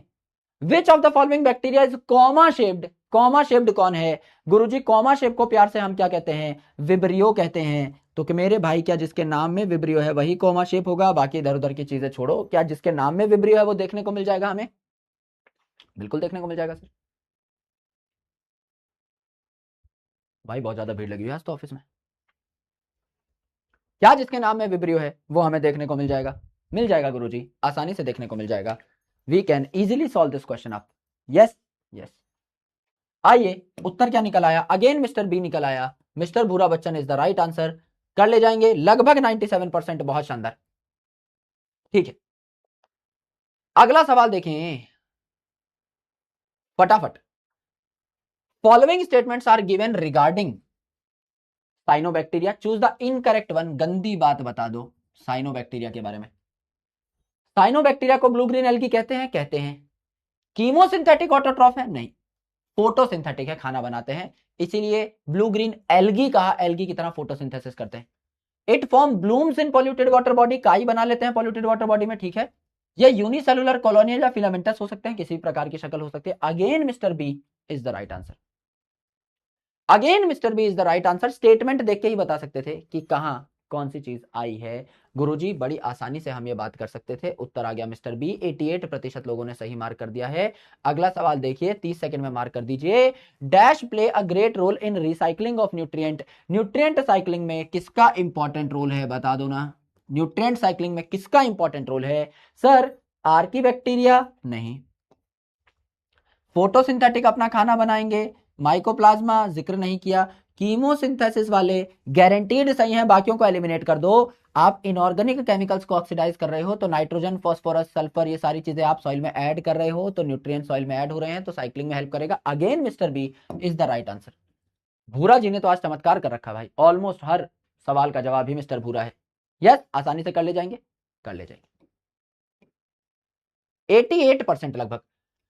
इस सवाल को एक बार अपनी कॉपी में नोट करें साथ साथ, ये एम्स का पीवाईक्यू है, गौर से देखें। Which of the following produces endospore, तो एंडोस्पोर प्रोड्यूस करना किसकी फितरत होती है? ग्राम पॉजिटिव वालों की होती है, ग्राम पॉजिटिव वालों की होती है, ग्राम नेगेटिव वालों की नहीं। और ये जो बेसिलस है और क्लोस्ट्रीडियम है, ये दोनों के दोनों ही पॉजिटिव में आते हैं, तो दोनों चीजें आप नोट कर सकते हो। वैसे कोई पूछेगा नहीं, सिर्फ इतना याद कर लो कि ग्राम पॉजिटिव जो है वो एंडोस्पोर बनाना ज्यादा प्रेफर करते हैं, तो बेसिलस क्लोस्ट्रीडियम दोनों के दोनों एंडोस्पोर बनाएंगे, तो more than one becomes right option, कि ग्राम पॉजिटिव एंडोस्पोर बनाना ज्यादा प्रेफर करते हैं, और एग्जांपल उसका बीसी हो जाएगा। क्योंकि बेसिलस क्या है, बेसिलस में बनता है, हमें पता है एंडोस्पोर, लेकिन क्लोस्ट्रीडियम में भी बनता है। ये अलग से याद करना था, कोई दिक्कत है नहीं, चाहो तो लिख लो वरना छोड़ देना, कोई प्रॉब्लम नहीं है, ठीक है। तो इसमें क्लोस्ट्रीडियम भी बनाएगा, this is the main thing, क्योंकि बेसिलस तो आपको पता ही है, क्योंकि बेसिलस में तो हमने एंडोस्पोर बनवाया ही था, क्लोस्ट्रीडियम में भी बनेगा, बस ये बात है। उसकी शेप भी ऑलमोस्ट वैसी ही है, ठीक है। आइए अगला सवाल, let's solve it up. Select the pair that consist of bacterial disease, ऐसा ऑप्शन जिसमें दोनों बीमारियां बैक्टीरिया ही कॉज कर रहा हो। सर 4 ही बीमारियां पढ़ी हैं आज हमने, सीटी सीटी, आपका कॉलेरा और टाइफाइड दोनों बैक्टीरियल हैं, याद आ गई सीटी से। सिट्रस कैंकर, मलेरिया, मलेरिया कौन कॉज करता है? Plasmodium vivax, Plasmodium falciparum, Plasmodium malariae, Plasmodium ovale, protozoa cause करता है, कल पढ़ाऊंगा।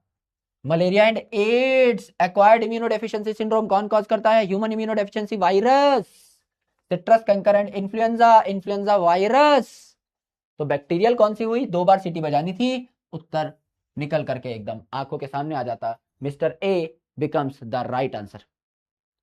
आसानी से कर ले जाएंगे, कोई बहुत बड़ी चीज है नहीं। यस यस गुरुजी, बात समझ में आ गई, लगभग 95, कमाल कर देता भाई, वाह। अगला सवाल देखें, choose the correct statement. Bacteria reproduces mainly by fission, favourable condition ज्यादातर फिजन ही करेगा, सबसे सिंपल तरीका है, करेगा। Under unfavourable condition bacteria spore बनाएगा, बनाएगा। दोनों बातें सही हैं, सही हैं। उत्तर क्या आ जाएगा? ए आ जाएगा, आ जाएगा। यस गुरुजी, आ जाएगा, करेक्ट, करेक्ट है सर,